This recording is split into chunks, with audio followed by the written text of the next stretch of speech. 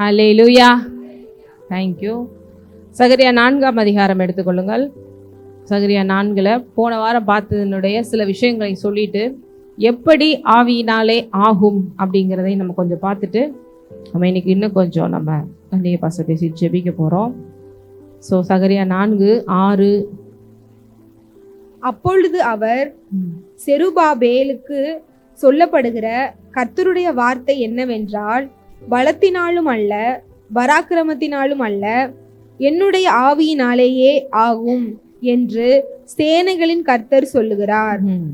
பெரிய பர்வதமே, நீ எம்மாத்திரம், செருபாபேலுக்கு முன்பாக நீ சமபூமியாவாய். தலைக்கல்லை அவன் கொண்டு வருவான், அதற்கு கிருபை உண்டாவதாக கிருபை உண்டாவதாக என்று ஆர்ப்பரிப்பார்கள் என்றார். பின்னும் கர்த்தருடைய வார்த்தை எனக்கு உண்டாகி, அவர் செருபாபேலின் கைகள் இந்த ஆலயத்துக்கு அஸ்திபாரம் போட்டது, அவன் கைகளே இதை முடித்திருக்கும். அதனால் சேனைகளின் கர்த்தர் என்னை உங்களிடத்திற்கு அனுப்பினார் என்று அறிவாய்.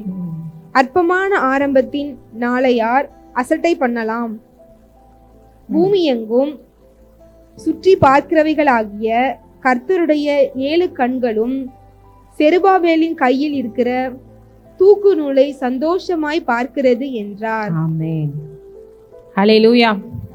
இந்த வார்த்தைகள்லாம் அன்னைக்கே சொல்ல வேண்டியது, பட் நமக்கு டைம் இல்லை.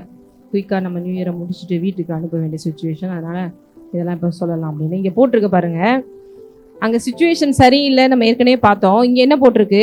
பெரிய பர்வதமே நீ எம்மாத்திரம், செருபாபேலுக்கு முன்பாக நீ சம பூமி ஆவாய். செருபாபேல்னா யாருன்னு சொன்னேன்? செருபாபேலை பற்றி தெரிஞ்சாது என்னது?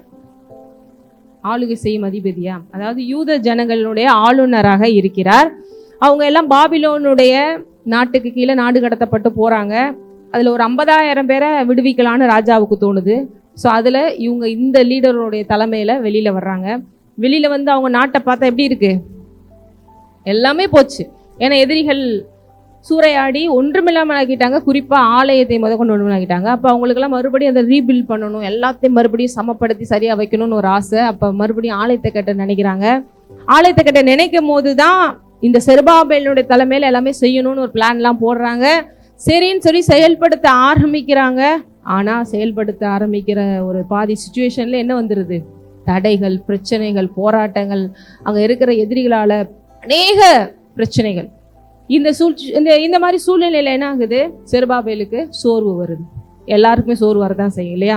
ஏன்னா நம்ம தேவனுடைய காரியமாக தானங்க போகிறோம், தேவனுடைய காரியமாக தான் செய்ய போகிறோம், அப்புறம் எவ்வளோ தடைகள் வருது அப்படின்னு. ஆனால் இங்கே இருக்கிற சகரியா தீர்க்கதரிசிக்கு தேவதூதன் யாருக்கு சொல்லி இத்தனை வார்த்தைகளை சொல்றாரு? செருபாபேலு. இன்னைக்கு கூட தேவ ஊழியக்காரர்கள் மூலமாக தேவன் உங்களுக்கு இந்த மாதிரி வார்த்தைகளை சொல்றாரு. ஏன் சோர்ந்து போகாதீங்க, சோர்ந்து போகாதீங்க, தடைகளை கண்டு சோர்ந்து போகாதீங்க. தடைகள் வரத்தான் செய்யும். ஏனென்றால் இந்த உலகத்தின் அதிபதி யாரா இருக்கிறான்? பிசாசா இருக்கு. அவனுக்கு ஜாலி, சூப்பரா பண்ணுங்க, தேவனுடைய ஆலயமா நல்லா கட்டுங்க, எனக்கு எந்த பிரச்சனையும் இல்லை அப்படின்னு சொல்ல மாட்டான். ஏன்னா அது தேவனுடைய பவர் ஸ்டேஷனா இருக்கும். பவர் ஸ்டேஷனா இருக்கிற பட்சத்துல அங்க அநேகர் போவாங்க, தேவனை தொழுவாங்க, அநேகர் தேவனால தொடப்படுவாங்க. அப்ப பூமியில அவர் ராஜ்யம் எஸ்டாப்ளிஷ் ஆகும் போது யாருக்கு பிரச்சனை? பிசாசுக்கு பிரச்சனை. அப்ப அவன் அதுல பிரச்சனைகளை கொண்டு வருவதுங்கிறது இயற்கை தானே, நேச்சுரல் தானே. அவன் கொண்டு வரலன்னா தான் அதிசயம். அப்போ இன்னைக்கு கூட விசுவாச வாழ்க்கையில் நமக்கு நிறைய போராட்டங்கள், பிரச்சனைகள் வருதா அப்படின்னா நம்மளை அவன் ரொம்ப சீரியஸாக வாட்ச் பண்ணுறான் அப்படின்னு அர்த்தம். புரியுதா உங்களுக்கு? நமக்கு பிரச்சனைகள், போராட்டங்கள் ஒரு வகையில் ஸ்பிரிச்சுவலாக நமக்கு ஆண்டவருக்காக தானே எல்லாமே பண்ணுறோம். ஆண்டவரோட வார்த்தையை நம்பி தானே போயிட்டுருக்கோம். அவரை பிடிச்சி தானே நம்ம இன்கேஸ் எங்களோட ஊழியத்தை கூட நீங்கள் நம்ம ஊழியத்தை கூட எடுத்துக்கலாம். அவருடைய ஊழியம் தானே, அவருடைய வார்த்தையை தானே பண்ணிகிட்டு இருக்கோம், பேசிகிட்டு இருக்கோம், விசுவாசிச்சுட்டு இருக்கோம், எல்லாமே அவருக்காக தானே செஞ்சுட்டு இருக்கோம். அப்புறம் ஏன் இந்த மாதிரி விஷயங்கள் அப்படின்னு 1000 விஷயங்கள் தோணலாம். ஆனால் எங்கே பிசாசு அதிகமாக வந்து கவனம் செலுத்தி பிரச்சனையை கொண்டு வரணும், அங்கே பயங்கரமான தேவ திட்டம் இருக்கு என்ற அர்த்தம். அவங்க பயங்கரமாக வந்து தேவனுக்காக எழும்ப போகிறாங்கன்னு அர்த்தம். ஏன்னா ஒரு விசுவாசம் இல்லாதவனுக்கு போய் பிரச்சனைகளை கொடுக்க வேண்டிய அவசியமே இல்லை. ஏன்னா அவன் விசுவாசம் இல்லாமல் ஒன்றும் இல்லாமல் போயிடுவான். அவன் வந்து பெருசாக வந்து வரமாட்டான்னு பிசாசுக்கே தெரியும். அப்போ தேவ காரியமாக தேவனை நம்பி வாக்குத்தத்தங்களை நம்பி போயிட்டு இருக்கும் போது எங்க சில பிரச்சனைகள் வருது? ஏன் ஒரு அடி சறுக்குது? ஏன் சில நேரம் முன்னாடி போகும்போது பெரிய அளவுக்கு தடங்கள் வருதுன்னா, இங்கே ஒரு வகையிலே அது பிசாசு என்ன பண்றான்? அவர்களை எதிர்த்து தடுத்து நிறுத்தி தேவ ராஜ்யத்தை பூமியில் எஸ்டாப்ளிஷ் பண்ண விடாம தடுக்கிறான். அப்படியான ஒரு சூழ்நிலையில இந்த செருபாபேல் சோர்ந்து போய் உட்கார்ந்துருக்காரு. தேவதூதன் என்ன சொல்றான், அங்க இருக்கிற சுச்சுவேஷன் எப்படி இருக்குன்னா 100% சான்ஸே இல்லை. எத்தனை % சான்ஸ் இல்லை? 100%. அப்படின்னா என்ன? சான்ஸே இல்லைன்னு அர்த்தம். ஏன்னா ஜிஓவே பாஸ் பண்ணிட்டாங்க. என்ன பாஸ் பண்ணிட்டாங்க? ஜிஓவே, கவர்மெண்ட் ஆர்டரே வந்துருச்சு, ஸ்டாப் பண்ணு, இனிமேல் கட்டக்கூடாது அப்படின்னு. அப்படி எத்தனை பேர் எந்த சூழ்நிலையில இருக்கீங்க? 100% இனிமேல் இதுக்கு சான்ஸே இல்லை அப்படிங்கிற மாதிரி. ஆனால் தேவன் வந்து சொல்றாரு, இந்த உலக பிரகாரமாக தான்ப்பா 100%க்கு சான்ஸ் இல்லை, ஆனால் என்னால் எல்லாம் ஆகும். ஏனென்றால் அழைத்தவர் நான். அதனாலதான் இங்க சொல்றாரு, பெரிய பர்வதமே நீ எம்மாத்திரம். அப்படின்னா எதிர்த்து வருகிற பிரச்சனை பர்வதம் போன்ற, மலை போன்ற, உங்களால இமேஜின் பண்ண முடியாத அளவிற்கு கோலியாத்துன்னு சொல்றோம். அதனால பெரிய பர்வதம் நீங்க சொல்றாங்க. அந்த சைஸுக்கு அந்த லெவலுக்கு பிரச்சனைகளை எதிர்த்து வரலாம். ஆனால் நீ யாருக்கு முன்னால ஒண்ணும் இல்லைன்றாரு, செருபாபேலுக்கு முன்பாக. ஏன்னா செருபாபேல் தேவனால அழைக்கப்பட்டு ஒரு தீர்க்க தரிசனத்தை நம்பி அவர் வார்த்தையை நம்பி போயிட்டு இருக்கிற ஒரு மகனா இருக்கிறான். அப்ப அப்படி அழைக்கப்பட்டவர்களுக்கு முன்பாக நீ எப்படி ஆவாய்? சமபூமி ஆவாய். அப்படின்னா என்ன? எல்லாத்துலயும் ஒரு பெரிய இருக்கிற ஒரு மவுண்டனை காமிக்கிறாங்க, இவ்வளவு பிரச்சனையாங்க, ஆனா உனக்கு முன்னால சமமாயிரும். பக்கத்துல அவங்க பார்த்து கேளுங்க, இவ்வளவு பிரச்சனையா? எனக்கு தெரிஞ்சு இருக்காது. நீங்களே சொல்லுங்க, எனக்கு தெரிஞ்சு உங்களுக்கு அப்படிலாம் இருக்காது. ஒருவேளை அப்படி இருந்தா கூட சமபூமியாகும். ஹல்லேலூயா. எப்படி பிரச்சனை? மலை போன்ற, இந்த மலை அசைக்கவும் முடியாது, ஹைட்டும் வேற, அது பொட்டன்ஷியலும் கிடையாது, அப்படி வந்து நிக்குது. ஆனா அது உங்களுக்கு முன்னால என்ன ஆகுமா? அப்படின்னா என்ன? ஒரு இந்த மலைகளெல்லாம் பாம்பு வச்சு வெடிச்சு அதை அப்படியே வந்து கொஞ்சம் கொஞ்சமா எடுத்து ஒண்ணும் இல்லாம பண்ணுவாங்க. ஆனா தேவனோட வார்த்தை வரும் பொழுது அது அவ்வளோ பெரிய பிரச்சனையா இருந்தாலும் இருக்கிற இடம் தெரியாம போய்விடும். அப்ப பாருங்க, சமபூமியாவாய் தலைக்கல்லை அவன் கொண்டு வருவான், அதற்கு கிருபை உண்டாவதாக, கிருபை உண்டாவதாக என்று ஆர்ப்பரிப்பார்கள். பாருங்க, தேவன் இங்க சுத்தி இருக்கிற பிரச்சனைகளை பத்தி அப்படியாப்பா சொன்னா, இந்த பிரச்சனையா, கொஞ்சம் கொஞ்சம் லிஸ்ட் கொடுப்பா, என்னென்ன பிரச்சனை எல்லாம், எதை பத்தியும் கேட்கல. ஏன்னா உங்களை விட அந்த பிரச்சனையை பத்தி அவருக்கு நல்லா தெரியும். பக்கத்துல உங்க பார்த்து சொல்லுங்க, உங்களை விட உங்களை பிரச்சனைகளை பத்தி அவருக்கு நல்லாவே தெரியும். இன்னும் சொல்ல போனா நீங்க யோசிக்கிறது ரொம்ப கம்மி, அவர் 360 டிகிரியில யோசிப்பாரு. அப்படி யோசிச்சிருந்தோம் இந்த வாக்குத்தத்தம் உங்களுக்கு. அல்லேலூயா. ஏன்னா நீங்க நினைக்கிறீங்க இந்த ஒரு பிரச்சனை இந்த வருஷம் தான் எடுத்து வரான், ஆனா தேவனுக்கு மேல இருந்து பார்க்கும்போது எப்பயுமே எல்லாமே கிளியர் வியூவா தெரியும் உங்களுக்கு, இல்லையா? மேல இருந்து டாப் வியூல பார்க்கும்போது எல்லாமே கிளியரா தெரியும். நீ நினைச்சிட்டு இருக்க இந்த ஒரு ஆள் தான் பிரச்சனைன்னு, உன்னை சுத்தி 1000 பிரச்சனைகள் இருக்கு. அப்படி இருந்தும் அது மலை போன்ற பிரச்சனையா இருக்கலாம், ஆனால் உனக்கு முன்பாக நான் அதை ஒன்றுமில்லாமல் ஆக்குவேன். நீங்க நினைக்கலாம் இது வந்துருச்சுன்னா சரியாயிரும், அது வந்துருச்சு. தேவன் சொல்றாரு, கண்டிப்பா அது எவ்வளோ பெரிய பிரச்சனையா இருக்கலாம், ஆனா எனக்கு முன்பாக அது ஒண்ணுமே கிடையாது. அப்ப நமக்குள்ள இருக்கிற தேவனுக்கு முன்பாக அது ஒன்றும் கிடையாது. இங்க தேவன் சொல்றாரு, சுச்சுவேஷன் பாருங்க, அங்க கட்டவே கூடாதுன்னு ஜீவோ வருது, இங்க தேவன் சொல்றாரு அதுக்கு தலைக்கெல்லாம் அவன் தான் கொண்டு வருவான். மக்கள்லாம் சேர்ந்து கிருபை உண்டாவதா, கிருபை உண்டாவதா ஆர்ப்பரிப்பாங்க. அவர் செலிப்ரேஷன் முடிக்க போயிட்டாரு. பாருங்க, இது கட்டி முடிக்கப்படும், இது அழகா. அதுக்கடுத்து 8வது வசனத்தை பாருங்க, 9வது வசனத்தை பாருங்க. செருபாபேலின் கைகள் இந்த ஆலயத்துக்கு அஸ்திபாரம் போட்டது. எல்லாமே அவனை வச்சுதான் ஸ்டார்ட் பண்றாரு. அவன் கைகளே இதை முடித்து, தேவன் சொல்றாரு, நான் தொடங்கினதை நானே முடிப்பேன்.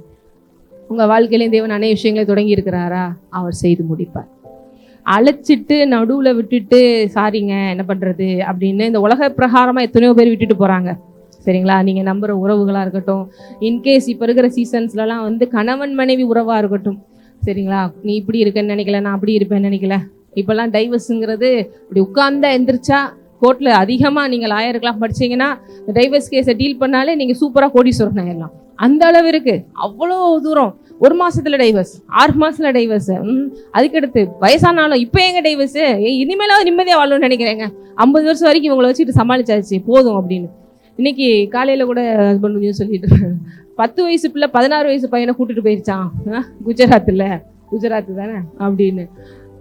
ஆக்சுவலாக அவர் பதில் நான் எதுவுமே சொல்லாத மாதிரி இருக்கேன்னு நினைச்சிட்டு இருந்தாரு. நான் உட்காந்து யோசிச்சுட்டு இருந்தேன், எந்த லெவலுக்கு நம்ம சமுதாயம் போயிட்டு இருக்கு.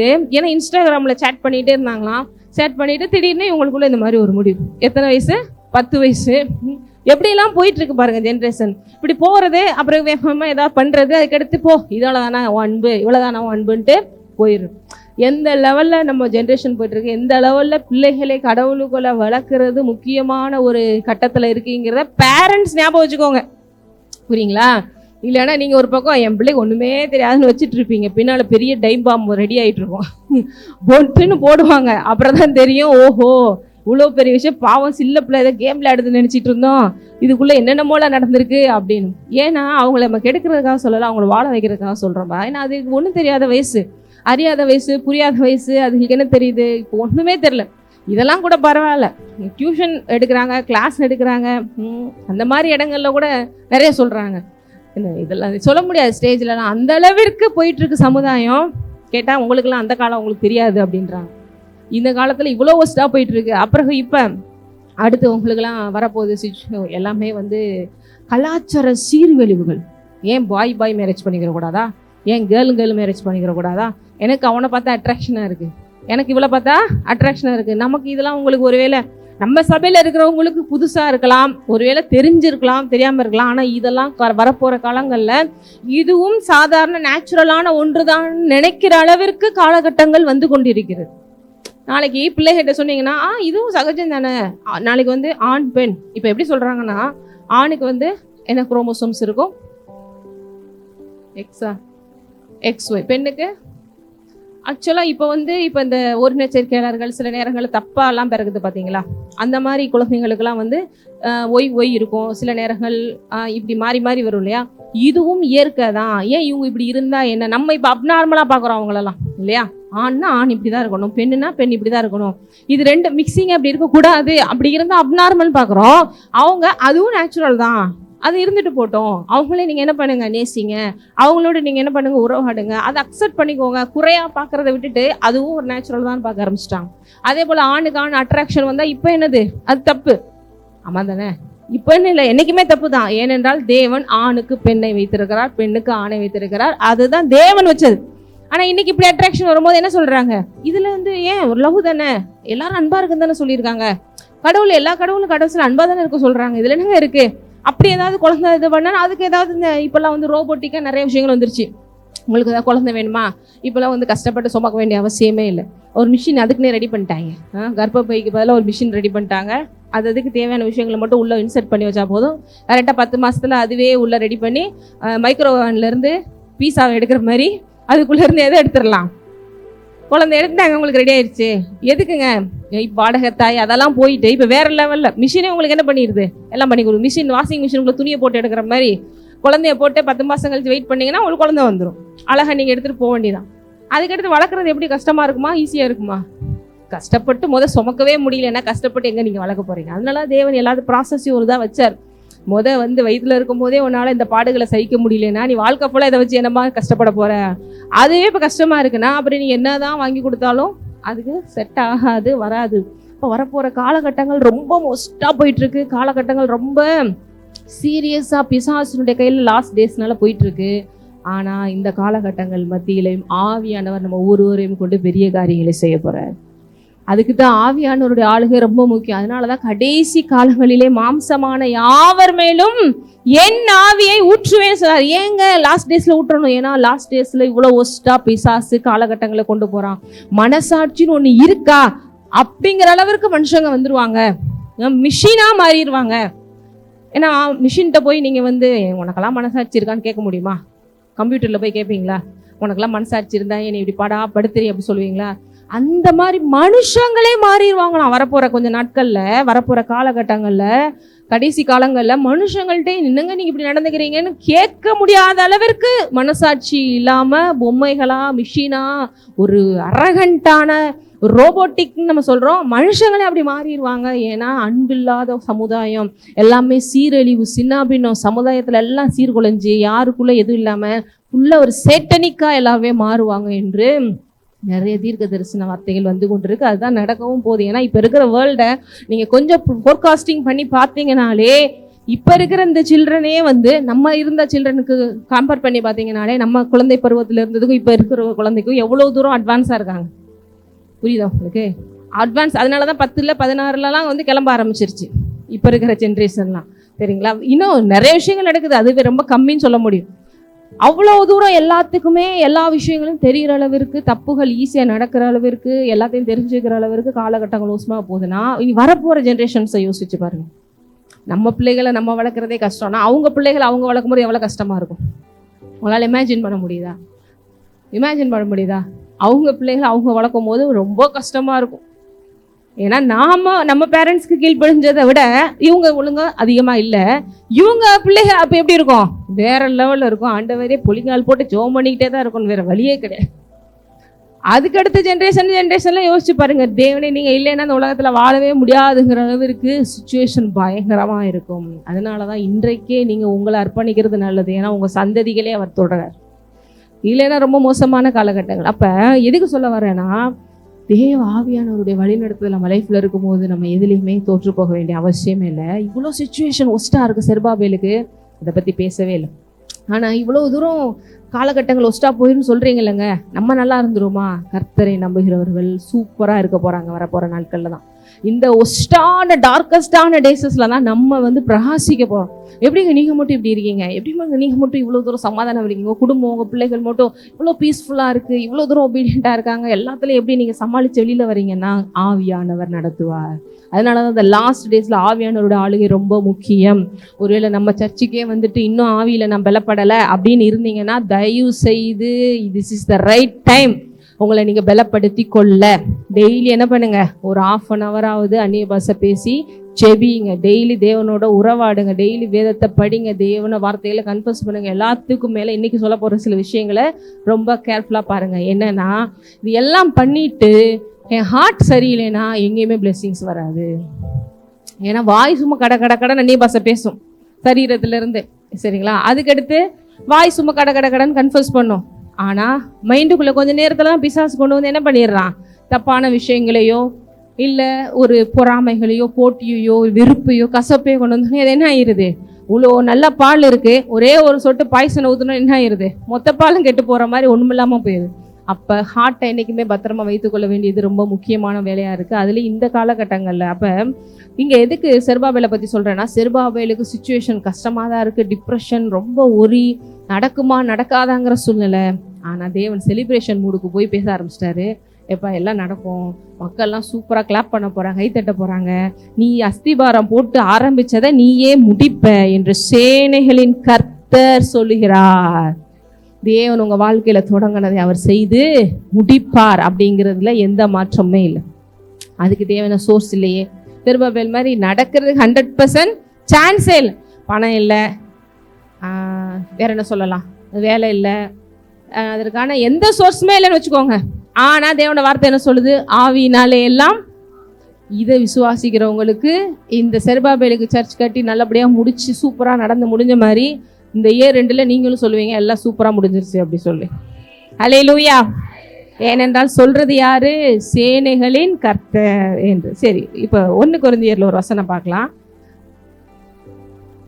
ஆமா, ஹார்ட் சம்பந்தப்பட்ட ஒரு வசனம். 2 கொரிந்தியர் 3:17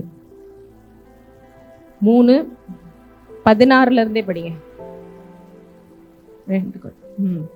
கர்த்தரிடத்தில் மனம் திரும்பும் போது அந்த முக்காடு எடுபட்டு போம். கர்த்தரே ஆவியானவர். கர்த்தருடைய ஆவி எங்கேயோ அங்கே விடுதலையும் உண்டு. நாம் எல்லாரும் திறந்த முகமாய் கர்த்தருடைய மகிமையை கண்ணாடியிலே காண்கிறது போல கண்டு ஆவியாய் இருக்கிற கர்த்தரால் அந்த சாயலாகத்தானே மகிமையின் மேல் மகிமை அடைந்து மறுரூபப்படுகிறோம். அல்லேலூயா. இங்கே பாருங்க, நான் மனம் மாறணும், ஹார்ட் மாறணுங்கிறத இங்கே தேவனே வெளிப்படுத்துறாரு. இங்கே என்ன வெளிப்படுத்துறாரு பாருங்க. 14 இஸ்ரேல் மக்களை பற்றி, யூத மக்களை பற்றி சொல்கிறாங்க. அவர்களது மனது கடினப்பட்டது. எத்தனை பேர் இன்னைக்கும் இஸ்ரேல் மக்கள், தேவன் அந்த ஊரில் தான் பிறந்தாரு, வளர்ந்தாரு, மரிச்சாரு, உயிர்ச்சாரு, இன்னைக்கும் அவரை மெசையாவை அறிந்து கொள்ளாமல் இருக்க தான் செய்கிறாங்க. அதனால தான் இன்றைக்கும் பிரச்சனைகள், போராட்டங்கள். அதான் சொல்கிறாங்க, அவங்க மனது கடினப்பட்டு இருக்கிறது. எப்படி இருக்கா, கடினப்பட்டிருக்கு. இன்றைக்கும் கூட நம்ம மனசு பாருங்க, இப்போ நான் ப்ராஃபஸி சொல்கிறோம், தேவனோட வார்த்தைகள் வந்திருக்கு.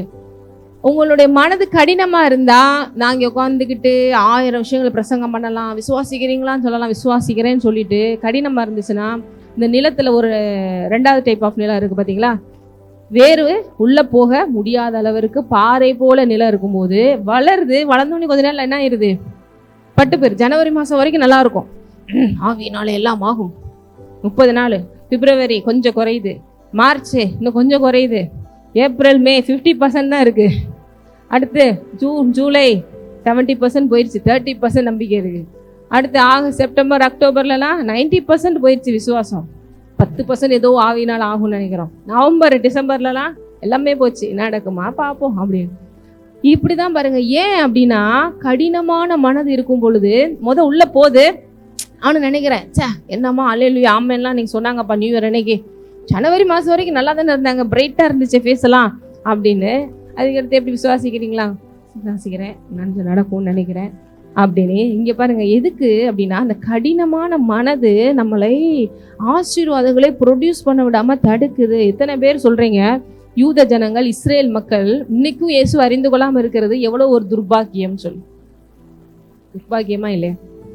ஏன்னா அவங்க ஊர்லயே பிறந்து தேவாதி தேவராஜ் அவங்க மத்தியிலேயே வாழ்ந்துறாரு. அவங்க முன்னாடி போய் நின்று காமிக்கிறார், நான் தான்ப்பா தேவன். நாங்கள் நம்ப மாட்டோம், நீ தச்சனுடைய மகனு, நாங்கள் பார்த்துருக்கோம் உங்களை. சரி அப்பயாவது விடுங்க, உயிர் தெளிந்த பிறகாவது நம்பியிருக்கலாம். சரி இப்போ இன்னைக்கு இத்தனை பேர் புறஜாதிகள் நம்ம ஆண்டவர் அறிஞ்சு ருசி பார்த்து சந்தோஷமா இருக்கிறோம், இப்பயாவது நம்புங்க. நம்ப மாட்டேன்னா நம்ப மாட்டேன். கடினம், இருதய கடினம். அதான் இங்க போட்டிருக்கு. அவங்க இன்னமும் அந்த பழைய ஏற்பாட்டையே பிடிச்சிக்கிட்டு இனிமேல் தான் மெஸ்ஸியா வரப்போறாரு, இனிமேல் தான் மெஸ்ஸியா வரப்போறாரு அப்படி சொல்லிட்டு மோசே சொன்னதுதான் அப்படி சொல்லிட்டு உட்கார்ந்துட்டு இருக்காங்க பாருங்க. இந்நாள் வரைக்கும் பழைய ஏற்பாடு வாசிக்கப்படுகையில் அந்த முக்காடு நீங்காமல் இருக்கிறது, அது கிறிஸ்துவினாலே நீக்கப்படுகிறது. தேவனோட அவங்க நெருங்கி வர முடியல, தேவன் அப்பான்னு கூப்பிட முடியல, தேவன் செஞ்ச காரியங்களை விசுவாசிக்க முடியல. அந்த பெருமை, ஆனா எங்களுக்கு தான் எல்லாம் தெரியும், நாங்க தான் அந்த காட்லி ஜெனரேஷன், இவர் சாதாரண மெஸ்ஸியாலாம் கிடையாது, இப்படிலாம் இயேசுலாம் கிடையவே கிடையாது, இனிமேல் தான் வரப்போறாரு, இப்படி எல்லா விஷயங்களும் கடினமான மனது. அதனால தேவனே சொல்றாரு, வெள்ளை அடிக்கப்பட்ட கல்லறைகளை நீங்க என்ன சொன்னாலும் நம்ப மாட்டேங்கிறீங்க. சாதாரண புறஜாதிகளுக்கு கூட சொன்னா கூட அவங்க நம்புவாங்கன்னு மத்தேயு மார்க்கு லூக்கா யோவானை படிச்சு பார்த்தீங்கன்னா யூதர்கள் அதிகமா என்ன பண்றாரு, திட்டுறாரு. ஏன்னா நான் லிட்டரலா முன்னாடி வந்து நிக்கிறேன், உன்னால என்ன பண்ண முடியல, நம்ப முடியல. இந்த கட்டளைங்களே இந்த பிரமாணங்களை வச்சுக்கிட்டு இல்ல ஓய்வு நாள்லாம் இப்படிலாம் இருக்கணும் அப்படின்னு சொல்லி தேவன்டே உட்காந்து ஆர்கியூ பண்ணிட்டு இருக்காங்க. தேவனே என்ன பண்றாங்க, மறுதளிக்கிறாங்க. அப்படிப்பட்ட கடினமானவர்கள் இன்றைக்கும் கிறிஸ்தவத்துல இருக்கத்தான் செய்யறாங்க. ஏனென்றால் யூதர்கள் வேற யாரும் இல்லை, அவங்களும் தேவனால அழைக்கப்பட்ட ஒரு மக்கள் தான் இல்லையா? இன்னைக்கும் கிறிஸ்தவர்கள்னு பேர் வச்சுக்கிட்டு சபையிலே இருந்துக்கிட்டு இருதய கடினத்தோட இருக்கிறவங்களுக்கு இந்த வாக்குத்தத்தங்கள் பலிக்க போறது கிடையாது. அதனாலதான் முதலே சொல்லிடுறேன், இருதய கடினமா இருந்தா ஆரம்பத்திலே உடைக்க ஒப்பு கொடுத்துடணும். அதுக்கு சொல்யூஷன் அவரே கொடுக்குறாரு. பாறையா போச்சுப்பா உன் நிலம், போ கொஞ்ச நாள் தான், அதுக்கு மேல உனக்கு கிடையாது, போ. அடுத்து வேற என்ன நிலம், போற போக்குலேயே விதை பொழுது பறவை எடுத்துட்டு போயிருது, அது ரொம்ப ஒஸ்ட்டு. அதுக்கடுத்து உலக பிரகாரமான கவலை, ஐஸ்வர்ய திறமைக்கும் இந்த மாதிரி விஷயங்கள்ல தான் நிறைய பேர் கிறிஸ்தவத்துல அதிகமா விழுந்துடுறாங்க. போறாங்க, ஆண்டவர் தான் அப்படின்னு ஞானஸ்தானம் எடுக்கும்போது முங்கி எந்திரிப்பாங்க, எடுப்பாங்க, ஒரு மாசம் அப்படி ஸ்டேட்டஸ்லாம் வச்சு அப்படின்னு இருப்பாங்க. அதுக்கடுத்து அப்படியே கவலை, அப்படி தேவை, அப்படி ஏன் சொல்லலாம் ஆண்டவருக்கு தெரியும், ஏன் நிலைமை ஆண்டவருக்கு தெரியும், அப்படியே போயிட்டு கடைசியில் அது எல்லாம் முச்செடிகள் போல் அந்த செடியை அமுக்கி ஒன்றும் இல்லாமல் ப்ரொடியூஸ் பண்ண விடாமல் பண்ணிடுது. ஆனால் இது எல்லாத்துலேயும் தேவன் மாற்றத்தை கொண்டு வர விரும்புகிறார். போ உனக்கு வாச்சது அவ்வளோதான், உன் இருதயம் அப்படிதான் இப்படிதான் நடக்கும் அப்படின்ட்டு விட விரும்பலை. அங்கே ஆவியானவரை கொண்டு களைகளை எடுத்து சுத்திகரித்து நல்ல நிலமாக மாற்ற அவர் விரும்புகிறார். எத்தனை பேர் ஒப்பு கொடுக்குறீங்க தான். இப்போ இங்கே ஏன் சொல்றேன்னா, இந்த இஸ்ரவேல் மக்கள் யூதர்களுடைய இருதயம் கடினப்பட்டிருக்கிறது, அது ஒருத்தரால தான் மாற்ற முடியும், அது கிறிஸ்துவினாலே. அதான் போட்டிருக்கு, மோசேயின் ஆகமங்கள் வாசிக்கப்படும் பொழுது இந்நாள் வரைக்கும் முக்காடு அவர்கள் இருதயத்தின் மேல் இருக்கிறது. முக்காடு அப்படின்னு சொல்றதுலாம் வந்தீங்கன்னா தேவனிடத்துல நெருங்க தடையா இருக்கிற காரியங்கள், அவர்கிட்ட க்ளோஸா வர முடியாத விஷயங்கள். அவர்கள் கர்த்தரிடத்தில் மனம் திரும்பும் போது அந்த முக்காடு எடுபட்டு போகும். அப்ப இன்னைக்கும் நம்ம மனதை தேவனுக்கு நேரா திருப்பும் போது நம்ம வாழ்க்கையில நம்ம இருதயத்துல மாற்றத்தை கொண்டு வர தேவனால முடியும். அதன் மூலமாக இந்த பிளெஸிங்ஸை நீங்க ரிசீவ் பண்ண சுதந்திரிக்க முடியும். ஏன்னா தேவன் சொல்லிட்டாரு, ஆனா நான் என்னோட ஹார்ட்ல இப்படியே தான் இருப்பேன், என் இருதயத்தை மாற்ற ஒப்பு கொடுக்க மாட்டேன், என் வாழ்க்கை அப்படியே தான் இருக்கும், நான் மறுபடியும் 2024 வரைக்கும் எப்படி வாழ்ந்தனோ அதே போல தான் வாழ்வேன், எந்த விஷயத்துலையும் சேஞ்சஸை நான் விரும்ப மாட்டேன், சேஞ்சஸை நான் அக்செப்ட் பண்ணிக்கிறோம் மாட்டேங்கிறவங்களுக்கு இந்த வாக்குத்தத்தங்கள் வெறும் பேப்பர்ல இருக்கிற காகிதத்துல இருக்கிற லெட்டரா தான் இருக்கும். அதையும் முதலே சொல்லிடுறேன். ஏன்னா சொன்னீங்க இல்லைங்க 1ஆம் தேதி அப்புறம் ஏன் நடக்கலை அப்படின்னு கேட்குறவங்களுக்கு தான் சொல்கிறேன். இது வெறும் பைபிள்ல இருக்கிற வார்த்தையா வச்சு பார்க்க போறீங்களா, இல்ல வாக்குத்தத்த அட்டையா வச்சு பார்க்க போறீங்களா, இல்ல உங்க வாழ்க்கையில நிறைவேற்றி பார்க்க போறீங்களா அப்படிங்கிறது it's depend upon your heart. Heart ரொம்ப முக்கியம். ஏன்னா பைபிள்ல எல்லாத்தையும் பத்திரமா பார்த்துக்கோ அப்படின்னு சொல்லி தங்கத்தை சொல்லலை, வெள்ளியை சொல்லலை, வேற பிள்ளைகளை சொல்லலை, குடும்பத்தை சொல்லலை, எதையுமே சொல்லலை. எதை மாத்திரம் எல்லா காவலோட காத்துக்கொள்ள சொல்லுது. பக்கத்துல சொல்லுங்க, அவ்வளோ முக்கியம் உங்க இருதயம். எல்லா காவலோடும் அப்படின்னா என்ன, முடிந்த எந்தெந்த திண்டுக்கல் பூட்டு எல்லாம் பூட்டு இருக்கோ எல்லா பூட்டையும் போட்டு பாஸ்வேர்டை போட்டு நல்லா லாக் பண்ணி வை, எதுவும் உள்ள போகாம. எது இருதயம்? அந்த லேப்டாப் நடிக்குது அந்த இருதயமா?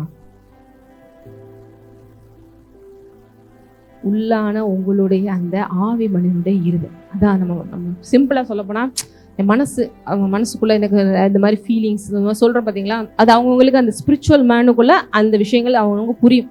அந்த ஹார்ட் என்ன பண்ணணுமா, பத்திரமா பார்த்துக்கணுமா. ஏன்னா அங்கதான் இருந்து தேவ ஆவியானவர் எல்லாத்தையும் ப்ரொடியூஸ் பண்றாரு. ஏனென்றால் தேவ ஆவியானவர் எங்க போய் அந்த ஊற்று தண்ணீரை கனெக்ட் பண்ணி வச்சிருக்காரு தெரியுமா? அந்த இருதயத்துலதான். ஜீவ தண்ணீர் எங்க இருந்து ஓடுது? இருதயத்திலிருந்து ஓடுதான். அப்ப அந்த இருதயத்துல ஓடுற பாருங்க, டேப் நல்லா தண்ணி வந்துட்டு இருக்கு, அந்த டேப்பை போட்டு துணியை வச்சு நல்லா கெட்டிட்டீங்கன்னா தண்ணி வர மாட்டேங்குது அப்படின்னா என்ன ஆகும்? இல்ல டேப்புக்குள்ள போய் கசடுகள் போய் தங்கிக்கிடுச்சுன்னா தண்ணி லைட்டா தாங்க வருது, என்னங்க நல்லா வந்துட்டு இருந்தது இப்படி போச்சு. இல்ல வந்துட்டு இருக்கிற டேப்பினுடைய அந்த பைப்ல ஏதாவது ஒரு கீரலோ இல்ல ஒரு ஓட்டையோ விழுந்து தண்ணி ஒரு பக்கம் வேஸ்டா போயிட்டு இருக்கு, டேப்புல தண்ணி வருமா? இல்ல கொஞ்சம் கொஞ்சமா குறைஞ்சிரும். ஆனா தண்ணி வந்துட்டு தான் இருக்கு டேங்க்ல இருந்து, ஆனா இங்க வரல. ஏன்? இதுக்கு நடுவில் இவ்வளவு சிக்கல்கள் இருக்கு. அப்போ உள்ள தேவன் ஊற்று தண்ணீரை வச்சுட்டாரு, இருதயத்துல கனெக்ட் பண்ணிட்டாரு, ஆனா வெளியில வர முடியல. ஏன்? இருதயத்தில் இருக்கிற நிறைய பிரச்சனைகள். இன்னைக்கு டாக்டர்ஸ் வேர்ல்லியா இந்த ஹார்ட்டை பார்த்துக்கிறதுக்கு நிறைய சொல்லி கொடுக்குறாங்க. எத்தனை பேர் நம்ம ஹார்ட்டை நல்லா பார்த்துக்கிறணும் அப்படிங்கிறது எத்தனை பேருக்கு உங்களுக்கு புரியும்? 40 வயசுக்கு மேலே பார்த்துருங்க, கொலஸ்ட்ரால் கூடிடக்கூடாது. திடீர்னு இப்போல்லாம் 40 வயசுன்னு இல்லைங்க, 20 வயசு பிள்ளைகளுக்கே இந்த கொரோனா ஊசி போட்டதுலேருந்து ஹார்ட் அட்டாக் வருது சொல்கிறாங்களா இல்லையா? ஹார்ட்டை 40 வயசுக்கு மேலெலாம் 45 வயசுக்கு மேலெலாம் போய் இசிஜி எடுத்து செக் பண்ணிக்கோங்க. நிறைய ஃபிசிக்கலான டெஸ்ட்லாம் இருக்குது. நாட் ஓன்லி ஹார்ட், உங்களுடைய ஃபுல் பாடியுமே செக் பண்ணுங்க. இந்த பார்ட்ஸ் எப்படி இருக்குது, அந்த பார்ட்ஸ் இருக்குது, ஃபுல் பிளட் டெஸ்ட் எடுங்க, தலையிலிருந்து கால் வரைக்கும் எல்லாத்தையும் எடுத்து பார்த்துட்டு தப்புனா உடனே மாத்திரையெல்லாம் கொடுத்து சரி பண்ணி வச்சுக்கோங்க. கடைசி நேரத்தில் சீரியஸாக ஐசியூவில் உட்காந்துருக்கிறதுல ஒன்றும் பண்ண முடியாது எங்களால் அப்படின்லாம் சொல்லி கொடுக்குறான். அந்த ஹார்ட்டும் முக்கியம் தான், இல்லைன்னு சொல்லலை. அதை விட முக்கியமானது இந்த ஆவிமனினுடைய இருதயம். இந்த இருதயத்தில் பாருங்க, தேவன் பயங்கரமாக செயல்பட்டு அந்த ஆவியானவரை ஊற்ற விரும்புகிறாரு. அங்கே இங்கே பாருங்க 17 என்ன போட்டிருக்கு? கர்த்தரே ஆவியானவர், கர்த்தருடைய ஆவி எங்கேயோ அங்கே விடுதலையும். அப்போ உள்ளே இருக்கிற ஆவியானவர் ஃபவுண்டேஷனை கொடுத்துருக்காரு. இந்த ஃபவுண்டன் நமக்குள்ளே ஃப்ளோ ஆகிறதுக்கு நம்ம இருதயம் தடையாக இருக்குது, அதுக்கு அவரே உதவியும் செய்கிறார். நம்ம நம்ம வாங்கி இருக்கிற அந்த ப்ரெஷியஸான கிஃப்டை உணர்ந்து அதில் ஃபோக்கஸ் பண்ணாலே போதும், அங்கே எல்லாத்துலேயும் விடுதலை வந்துடும். ஏனென்றால் ஆவியானவர் விடுதலை தர்றவர். ஆனால் ஆவியானவர் விடுதலை தர்றாரு, அப்படிப்பட்டவர் தான் எனக்குள்ளே இருக்காருன்னு தெரியாமல் நம்ம அந்த கசடுகள் இந்த விஷயங்களையே பெருசாக நினச்சி அதனால் ஒன்றும் நடக்க மாட்டேங்குது. அதையும் மாற்றி அதுலேயும் உங்களுக்கு பயங்கரமான பாருங்க, ஃபோர்ஸாக தண்ணி அடிக்கும் போது எப்படிப்பட்ட கசடுகளாக இருந்தால் கூட சில நேரம் என்ன ஆயிடுது, பைப்பில் அடிச்சுட்டு போயிடும். அதுக்கு அந்த வர்ற வழி அழகாக சரி பண்ணி விட்டா போதும். அதுக்கடுத்து லைட்டாக அந்த கசடுகளெல்லாம் எடுக்கிறதுக்கு நல்ல சில நேரங்களில் தண்ணியை வச்சே கூட ஃபோர்ஸாக அடிப்பாங்க. உள்ளே இருக்கிற கசடுகள்லாம் அழகாக வந்துட்டு சில நேரம் மோட்டர்லாம் ரிப்பேர் பண்ணால் அதுக்குள்ளே தண்ணியை ஊற்றுவாங்க, பார்த்துருக்கீங்களா? வால்வில் தண்ணியெல்லாம் ஊற்றி பம்பில் வச்சு எடுக்க வைப்பாங்க. அதே போல் உள்ளே இருக்கிற ஆவியானவரே உங்களுக்கு அது எல்லாத்தையும் நீக்க உதவி செய்கிறார். ஏன்னா அவர் சும்மா சாதாரணவர் இல்லை, அவர் விடுதலை தருகிறவராக இருக்கிறார். அவர் எங்கேயோ அங்கே விடுதலை. 18 படிங்க.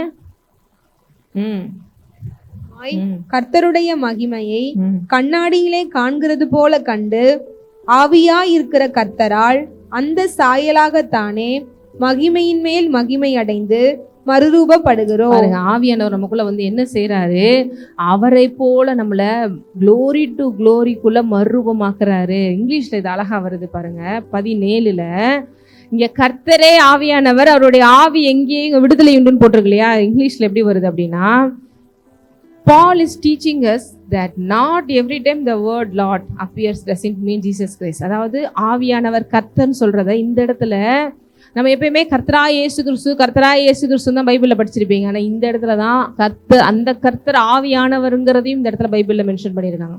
ஏன்னா நிறைய பேருக்கு ஆவியானவர்னா யாரோ நினைக்கிறோம். இந்த இடத்துல தான் கிளியரான பதிலே கிடைக்குது. அந்த கர்த்தரே ஆவியானவர், அவர் எங்கேயும் அங்கே விடுதலை உண்டு. இங்க பாருங்க, அந்த அவர் எங்கேயோ எங்க விடுதலை உண்டு. இங்கிலீஷ்ல அழகா போட்டிருக்காங்க, wherever he is Lord there is freedom. wherever he is Lord there is freedom அப்படின்னா என்ன? எங்கெங்கெல்லாம் அவர் ஆண்டவரை நீங்க நிறுத்துறீங்களோ அங்கே ஃப்ரீடம் வருகிறது. ஏன்னா எனக்குள்ள அவர் இருக்கிறாருன்னு சொல்றீங்க, ஆனா நான் அந்த விடுதலையை உணர முடியலையே. நான் ஏன் சில நேரங்கள் சிக்கல்ல போய் மாட்டுறேன் அப்படின்னா, நம்ம அங்க அவரை அலோ பண்றோமா, அங்க அவரை லாடா வைக்கிறோமாங்கிறதா மேட்ரு. அவர் ஆவியானவர் விடுதலை தர விரும்புகிறார், உங்களை கட்ட விரும்புகிறார், உங்களுக்கு ஆலோசனை கொடுக்க விரும்புகிறார், வெளிப்பாடுகளால் நிரப்ப விரும்புகிறார். இவர் வந்தால் இந்த மாதிரி விஷயங்கள்லாம் நடக்கும். ஆனால் அங்கே அவரை நம்ம முதலாவது வைக்கிறோமா? wherever he is Lord there is freedom. wherever he is Lord there is freedom. இன்னைக்கு ஏன் ஃப்ரீடம் இல்லை? எனக்குள்ள ஆவியானவர் இருக்கார். இப்போ பேச சொன்னா கூட 1/2 மணி நேரம் நான் பாச பேசுவேன், நல்லா இருக்கு, அதுக்கு மறுபடியும் போயிருதே.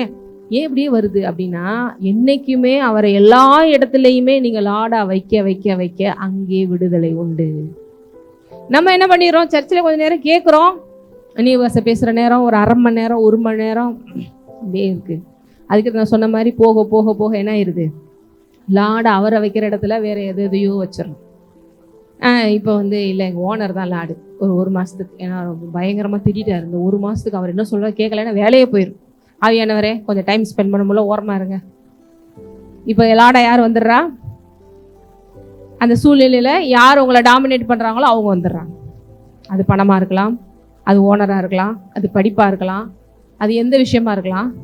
தேவனுக்கு அந்த லார்டுன்னு அந்த பொசிஷனை கொடுக்கறது, அந்த இடத்த கொடுக்கறது, ஃபர்ஸ்ட் பிளேஸை கொடுக்கறது கொஞ்சம் போய் எத்தனை பேர் இயர் 365 டேஸும் நான் லார்டுக்கு ஃபர்ஸ்ட் பிளேஸ் கொடுத்தாங்க போயிட்டு இருக்கேன்னு சொல்லுவீங்க? சொல்ல முடியாது. அதனால தான் நமக்கு வாக்கு தத்தங்கள் அப்படியே இழுக்குது, வந்துட்டு வந்துட்டு வந்துட்டு. அதனால தான் இங்கிலீஷ் அழகாக போட்டிருக்கு, அவர் விடுதலை தர்றவர் தான். ஆனால் wherever he is Lord there is freedom.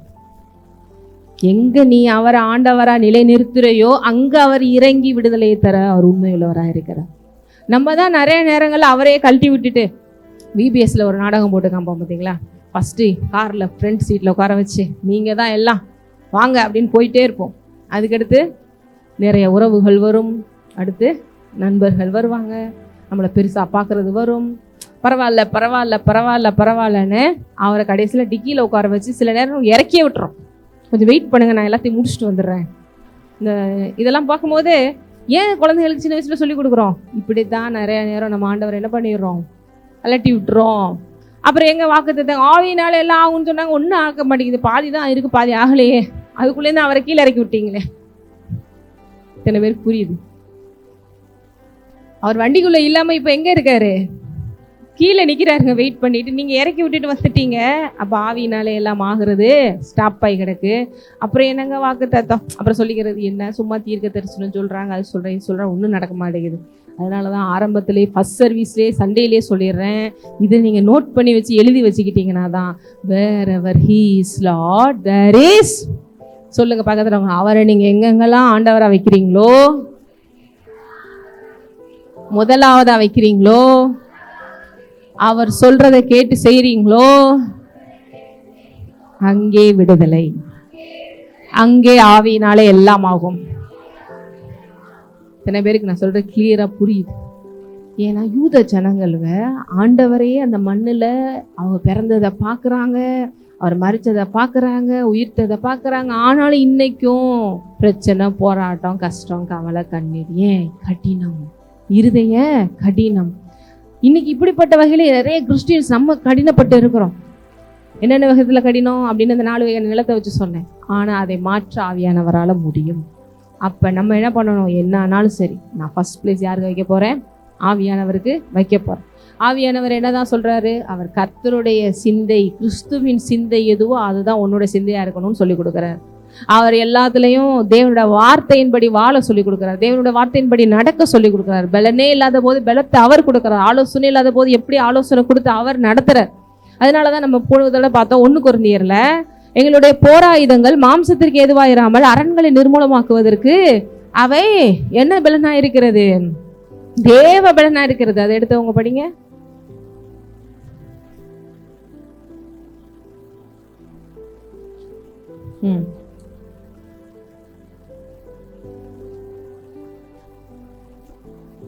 எங்க வருதுன்னா 2 கொரிந்தியர் 10:4. அதே இதுலதான் எங்களுடைய போராயுதங்கள் மாம்சத்திற்கு ஏற்றவைகளாய் இராமல் அரண்களை நிர்மூலமாக்குகிறதற்கு தேவ பலம் உள்ளவைகளாய் இருக்கிறது.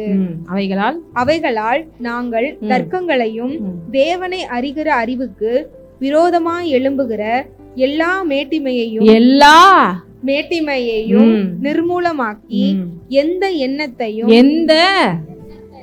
கிறிஸ்துவுக்கு கீழ்ப்படிய சிறைப்படுத்துகிறவர்களாய் இருக்கிறோம். ஆமென். இந்த பக்கத்துல உங்க பார்த்து சொல்லுங்க, பிசாசு வந்து ஏதோ கத்தி எடுத்துட்டு உங்க நேரம் உங்க வீட்டுக்கு வந்து சண்டை போட மாட்டான்.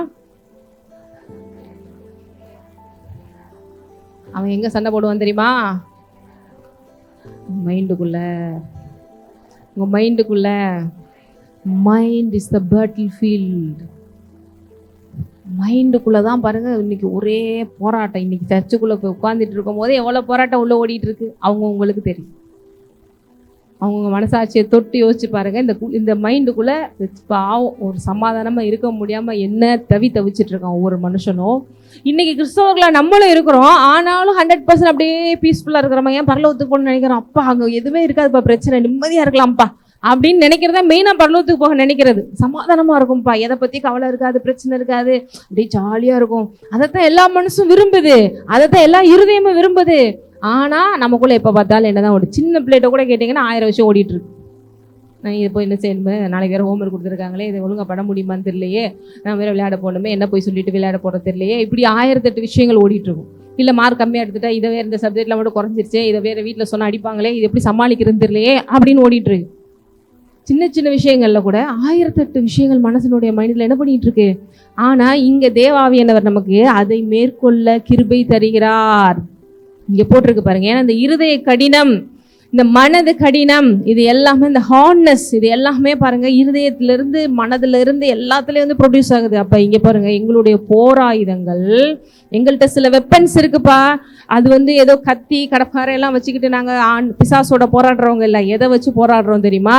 அரண்களை நிர்மூலமாக்க தேவ பலமுள்ள அந்த போராயுதங்கள் என்ன பண்ணுதுன்னா, தர்க்கங்களையும் தேவனை அறிகிற அறிவுக்கு விரோதமா எழும்புகிற எல்லா மேட்டிமையையும். இருதய கடினம்னா தர்க்கங்கள், மேட்டிமையான எண்ணங்கள். தேவன் இப்படிதான் சொல்றாரு, அதை நோ அக்செப்ட் பண்ண மாட்டேன்னு சொல்லி இருதயம் என்ன பண்ணுது, மறுக்குது. எந்த எண்ணத்தையும் அந்த ஆயுதங்கள் என்ன பண்ணுது, கிறிஸ்துவுக்கு கீழ்ப்படிய சிறைப்படுத்துது.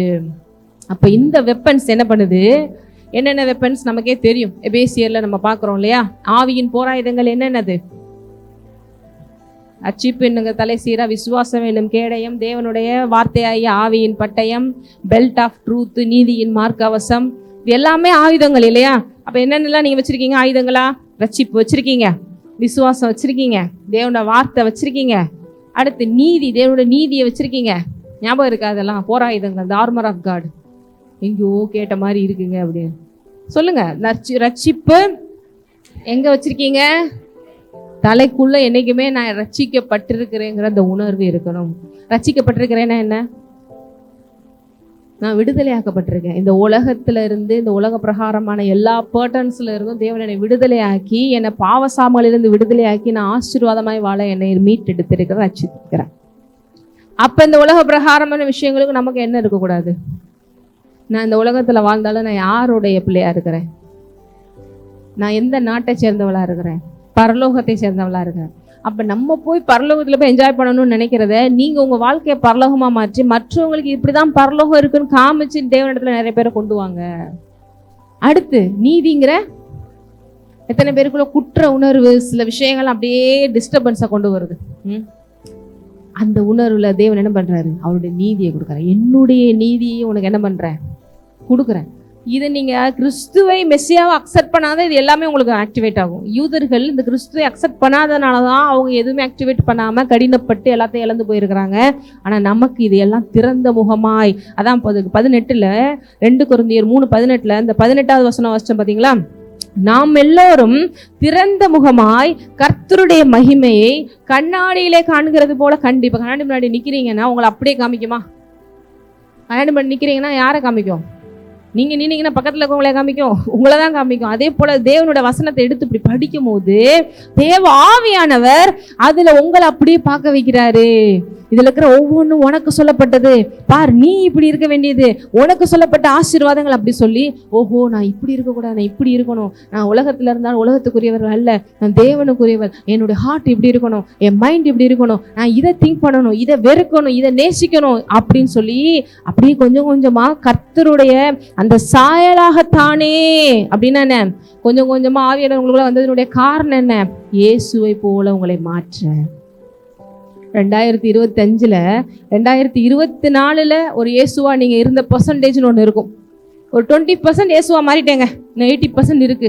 2025 முதல் டார்கெட்டு இன்னும் ஒரு 10% இன்க்ரீஸ் ஆகணும் இயேசுவாக மாறுறதுல. அப்ப இயேசுவா மாறுறதுனாலே ஆட்டோமேட்டிக்கா அவரோட ஹார்ட், அவரோட மைண்ட் எல்லாம் உங்களுக்குள்ள வந்துடணும். என்ன மாதிரி ஹார்ட் அவரு? இயேசுக்கு என்ன மாதிரி ஹார்ட்? அன்பு. அன்பு சகலத்தையும் தாங்க. அவரோட அன்பு எப்படிப்பட்டது? சகிக்கும், விட்டு கொடுக்கும், நம்மளை இவ்வளவு தூரம் நேசிச்சு வழி நடத்துது. இதை விட அந்த ஹார்ட்டை பத்தி நம்ம என்ன சொல்ல முடியும்? அவருடைய மனம் எப்படிப்பட்டது?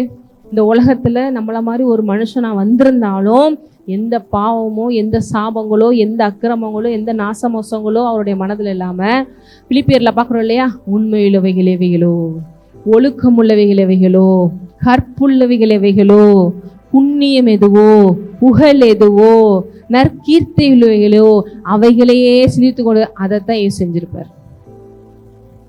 அதைத்தான் இயேசு செஞ்சிருப்பாரு. அப்ப இன்னைக்கு இயேசுவை போல மாறுறோம்னா நமக்குள்ள இந்த தாட்ஸஸ்ல இந்த ஒரு இம்ப்ரூவ்மெண்ட் இருக்கணும். 1000 விஷயங்கள் நம்ம தப்பா நினைக்கிறதுக்கு சுத்தி ஏகப்பட்ட விஷயங்கள் இருக்கு, வெறுக்கிறதுக்கு ஏகப்பட்ட விஷயங்கள் இருக்கு, கடினப்படுறதுக்கு ஏகப்பட்ட விஷயங்கள் இருக்கு, அவங்கள பழி வாங்கணும்னு நினைக்கிறதுக்கு ஏகப்பட்ட விஷயங்கள் இருக்கு, குறை கண்டுபிடிக்கிற ஏகப்பட்ட விஷயங்கள் இருக்கு, தப்பு கண்டுபிடிக்க ஏகப்பட்ட விஷயங்கள் இருக்கு, அவங்க செய்த தப்பு தாங்க, இதை மன்னிக்கவே முடியாதுங்கிற ஏகப்பட்ட விஷயங்கள் இருக்கு. ஆனா நான் இயேசுவா மாற மாற நம்மள மன்னிச்சாரே, நான் மன்னிக்கிறேன். நம்மளை இவ்வளவு தூரம் அவர் ஆசீர்வச்சிருக்காரே, அவருடைய அந்த அன்பை நான் பெற்றுக்கிறேனே, நான் அன்பை காட்ட வேணும். என்னுடைய இருதயத்துல இருந்து அந்த அன்புங்கிற நதி பாய வேணும். ஹார்ட், மைண்ட் ஃபுல்லா கிறிஸ்துவின் சிந்தனையாக நம்முடைய சிந்தனை இருக்க வேணும். இந்த மாதிரி 2025 ரெசல்யூஷனை வச்சுக்கோங்க. தேவையில்லாத விஷயங்களை பிசாசு கொண்டு வரத்தான் செய்வான். வெறுப்பை கொண்டு வருவான், கசப்பை கொண்டு வருவான், போட்டியை கொண்டு வருவான், பொறாமை கொண்டு வருவான். எல்லா விஷயமும் வந்தாலும் பிசாசே, நான் ஓன் பேச கேட்குற மாதிரி இல்லை, நான் யார் பேச கேட்கும்படி அழைக்கப்பட்டிருக்கிறேன், ரட்சிக்கப்பட்டிருக்கிறேன், ஆசீர்வதிக்கப்பட்டிருக்கிறேன், தேவனுடைய பேச்சு. இதுதான் போராயுதம். இந்த போராயுதத்தை வச்சு நீங்க அவனை அடிக்கும் போது எல்லா எண்ணத்தையும் கிறிஸ்துவுக்கு கீழ்ப்படுத்த சிறைப்படுத்துவர்களா இருக்கும். நம்ம என்ன பண்றோம்? இந்த மாதிரி கொண்டு வர்ற எல்லா பிசாசுகளையும் தேவனுடைய வல்லமையினால ஜெயில போட்டு லாக் பண்ணி வச்சிடறோம். அதான் இங்க போட்டிருக்கு பாருங்க, எந்த எண்ணத்தையும் கிறிஸ்துவுக்கு கீழ்ப்படிய சிறைப்படுத்துகிறவர்களா இருக்கும். எத்தனை பேர் இந்த வருஷம் இந்த மாதிரி எண்ணங்கள் எல்லாம் ஜெயில போட்டு பூட்டி வைக்க போறேன், ஆயுள் தண்டனை வேணாம், தூக்கு தண்டனை கொடுத்துட வேண்டியதான், அந்த மாதிரி எண்ணங்களுக்கெல்லாம் எத்தனை பேர் அப்படி கொடுக்க போறீங்க? மனுஷனை வெறுக்கிறது, அவனை போட்டு கொல்லணும் வைக்கணும்னு இல்லை, இந்த மாதிரி எண்ணங்களை நான் டெலீட் பண்ண போறேன். இந்த மாதிரி எண்ணங்களுக்கு நான் முழுமையா சிறையில போட்டு வெளியில வராதபடி போட்டு லாக் பண்ணி, அதை இன்னும் சொல்ல போனா பனிஷ்மெண்ட் கொடுத்து, என்ன பனிஷ்மெண்ட்? என்ன சார்? மரண தண்டனை. என்னென்ன விஷயத்துக்கு மரண தண்டனை? போட்டி, பொறாமை, எரிச்சல், கசப்பு, வெறுப்பு, கோபம், விபச்சாரம், வெசித்தனம், எல்லாம் இந்த ஃப்ளஷ்லி தாட்ஸ் எல்லாத்துக்குமே இந்த 2025 லாக் போட்டு பெரிய ஒரு டைபாம் போட்டு பாட்டு கொல்ல, நியூக்ளியர் பாம் போட்டு அடிச்சு கொல்ல போறோம். வெளியில இருக்கிறவங்களே இல்லை, எனக்குள்ள இருக்கிற இந்த தேவையில்லாத சிந்தனைகளை நான் சொல்றேன். இந்த மாதிரி நீங்க மாற்ற ஒப்பு கொடுத்தீங்கன்னா பயங்கரமான சூப்பர் நேச்சுரலான ஈவெண்ட்ஸ் நடக்குங்கிறதுல எந்த சந்தேகமே இல்லை. ஏன்னா தேவன் அவரை போல உங்களை மாற்றிட்டு அவரையே உங்க மூலமா வெளிப்படுத்த விரும்புறாரு. அதுதான் super natural, not a natural. நேச்சுரலான பீயிங்க்கு உண்மையிலே நீங்க நிறைய பேர் இந்த வருஷத்துல நமக்கு ஆண்டவர் வாக்கு கொடுத்துருக்காரு, தேவனை தரிசிக்க போறீங்க, ஏஞ்சல்ஸை பார்க்க போறீங்கன்னு. இப்படிப்பட்ட இருதய கடினம் இருக்கவங்க முன்னாடி தேவனே வந்து என்னால தெரியாது. தேவன்ட்டே குறை கண்டுபிடிச்சிட்டு இருப்போம். நீங்க என்ன, நீங்க போட்டோல பார்த்து அப்படி இருந்தீங்க, நீங்க என்ன இப்படி இருக்கீங்க. ஹார்ட் சரியாத வரைக்கும் தேவனே வந்து நின்னாலும் அவரே குறை கண்டுபிடிக்க தான் செய்வோம். அவர்கிட்டையும் பார்த்து கோவப்பட தான் செய்வோம், எரிசல் பட தான் செய்வோம். நீங்க ஏன் என்னை இப்படி பண்ணீங்க, என் வீட்டில் இந்த வீட்டில் மட்டும் ஏன் என்னை பிறக்க வச்சிங்க, அவர் வரட்டும், நான் நிறைய கொஸ்டின் எழுதி வச்சிருக்கேன். இப்படி வர்றதுக்கு நீங்க சும்மாவே இருந்திருக்கலாம். அப்ப சாலமோனை பாருங்க, தேவன்கிட்ட கேட்குறாரு, எதுவுமே வேண்டாம், என்ன கேட்குறாரு, ஞானத்தை கொடுங்க அப்படி கேட்குற மாதிரி. ஏதாவது உருப்படியே கேட்குற ஒரு மைண்ட் செட்டில் வரும்போது உங்கள்கிட்ட வந்தால் சூப்பராக நீங்கள் நல்ல பாயிண்ட்டை கேட்டு அடிச்சுட்டு போயிடலாம். அது வரைக்கும் முன்னாடி வர்றது வேஸ்ட்டு, வந்தாலும் நல்லதும் கிடையாது. கடைசியில் என்ன ஆகும், தேவனே பார்த்துட்டே ஒன்றும் நடக்கலை அப்படிங்கிற அளவுக்கு முழுசாக எல்லா நம்பிக்கையும் போயிடும். இப்போயாவது ஏதாவது அது ஒன்றை பார்த்துட்டோம்னா அப்படின்னு ஏதாவது தோணுது, தேவனே வந்தாலும் ஒன்றும் பண்ண முடியாதுப்பா அப்படிங்கிற ஒரு சுச்சுவேஷனுக்கு கொண்டு வந்துடக்கூடாது. அப்போ நம்ம ஹார்ட்டு நம்ம மைண்டு சரியாகாத வரைக்கும் இன்னைக்கு கூட தேவன் நம்ம கண்ணு முன்னாடி ஸ்பிரிச்சுவலாக பார்க்குற அளவுக்கு இருக்கிறார். எத்தனை பேர் கண்ணுக்கு தெரிகிறார்? ஏன்னா 2 பேர் 3 பேர் எங்கே நாமத்தினாலே கூட்டிட்டு இருக்கிறவங்க நடுவே இருக்கிறேன்னு சொல்றாரா? அப்ப இங்க எத்தனை பேர் இங்க இருக்காருன்னு நினைக்கிறீங்க? He is with us, Emmanuel. ஆனா நம்ம பக்கத்துல உங்களை தான் தெரியுது, புதுசா வந்து உட்காந்துருக்காங்க அப்படின்னு தெரியுது. தேவன் அவரோட பிரசன்னத்திலே ராஜாதி ராஜாவை உட்காந்து பார்த்துட்டு இருக்காரு. இதெல்லாம் பார்க்கணும் பாருங்க. அதுக்கு தான் இந்த மாம்சத்தை தூக்கி எரியணும். நிறைய பேர் எனக்கு இந்த 2025 அதான் ஆசை. சிஸ்டர், நான் போய் நேற்று தான் போய் ஏஞ்சலை பார்த்தேன், என் வீட்டுக்கு வந்தாங்க, அவனு மரியாதை போல பார்த்து பேசிட்டு வந்தேன், இப்படிலாம் சொன்னாங்க அப்படின்னு வந்து ஏதாவது சாட்சி சொல்ல மாட்டீங்களான்னு எனக்கு ஆசையா இருக்கு. ஓப்பனாக சில விஷயங்கள் சொல்லணும்னா எத்தனை பேர் நம்புவீங்களோ நம்ப மாட்டீங்களோ. நான் ஊழிய அழைப்புக்கு வர்றதுக்கு வெயிட் பண்ணிக்கிட்டு இருந்தேன். அந்த டைமில் பரலோக தரிசனங்களெல்லாம் பார்த்தேன்னு உங்களுக்கு ஏற்கனவே சொல்லியிருக்கேன் இல்லையா? அப்போ நான் கேப்ரியல் ஏஞ்சலை நான் பார்த்துருக்கேன். அப்புறம் இன்னொரு டைமில் பார்த்தீங்கன்னா, அதாவது சில நேரங்கள் நம்ம உடைஞ்சி துள் துளாக போகும்போது ஏஞ்சல்ஸ் பார்ப்போம், நம்மளை கம்ஃபர்ட் பண்ண வருவாங்க அப்படிலாம் சொல்லுவாங்க. ஒரு தடவை எங்கள் அப்பா வந்து இறந்த டைம், அப்போ ஒரு பயங்கரமான ஷாக்கான டைம். ஏன்னா அவ்வளோ நேரம் வரைக்கும் நாங்கள் பேசிகிட்டு இருக்கோம், ஐசோல இருக்காங்க. அப்புறம் இந்த மாதிரி நியூஸு அப்படியே ஒரு ஃபஸ்ட் இயர் அப்போ தான் ஊழியத்தில் ஆரம்பித்த டைமு. அப்போ ஒரு 4 மணிக்கு ஈவினிங் ப்ரேயர் பண்ணிகிட்டு இருக்கும்போது இந்த மாதிரி நியூஸ் வருது. பயங்கரமான ஒரு, ஏன்னா தம்பி ஃபாரினில் இருக்கா, நாங்கள் இங்கே இருக்கோம், இது எப்படி நடந்துச்சு அப்படிங்கிற மாதிரி ஒரு சுச்சுவேஷன்.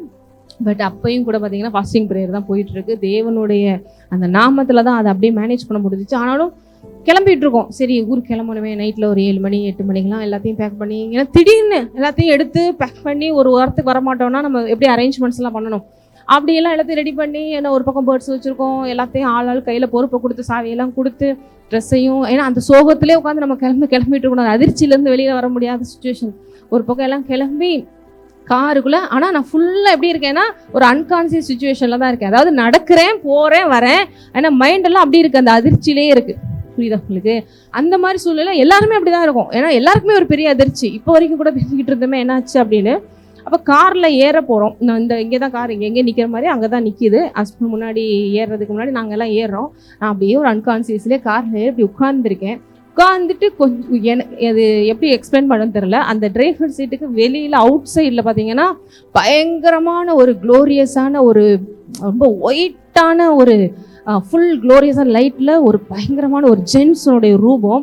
அது வந்து அங்கேருந்து பார்த்துட்டு இப்படி பொறுமையாக இருங்க, வெயிட் பண்ணுங்க, போங்க அப்படிங்கிற மாதிரி ஒரு கம்ஃபர்ட் பண்ணுற மாதிரி அந்த கண்ணாடிக்கு அவுட் சைடு, காரோட கண்ணாடிக்கு அவுட் சைடு, டிரைவர் சீட்டோட வெளியில் அவுட் சைடு நான் பார்க்குறேன்.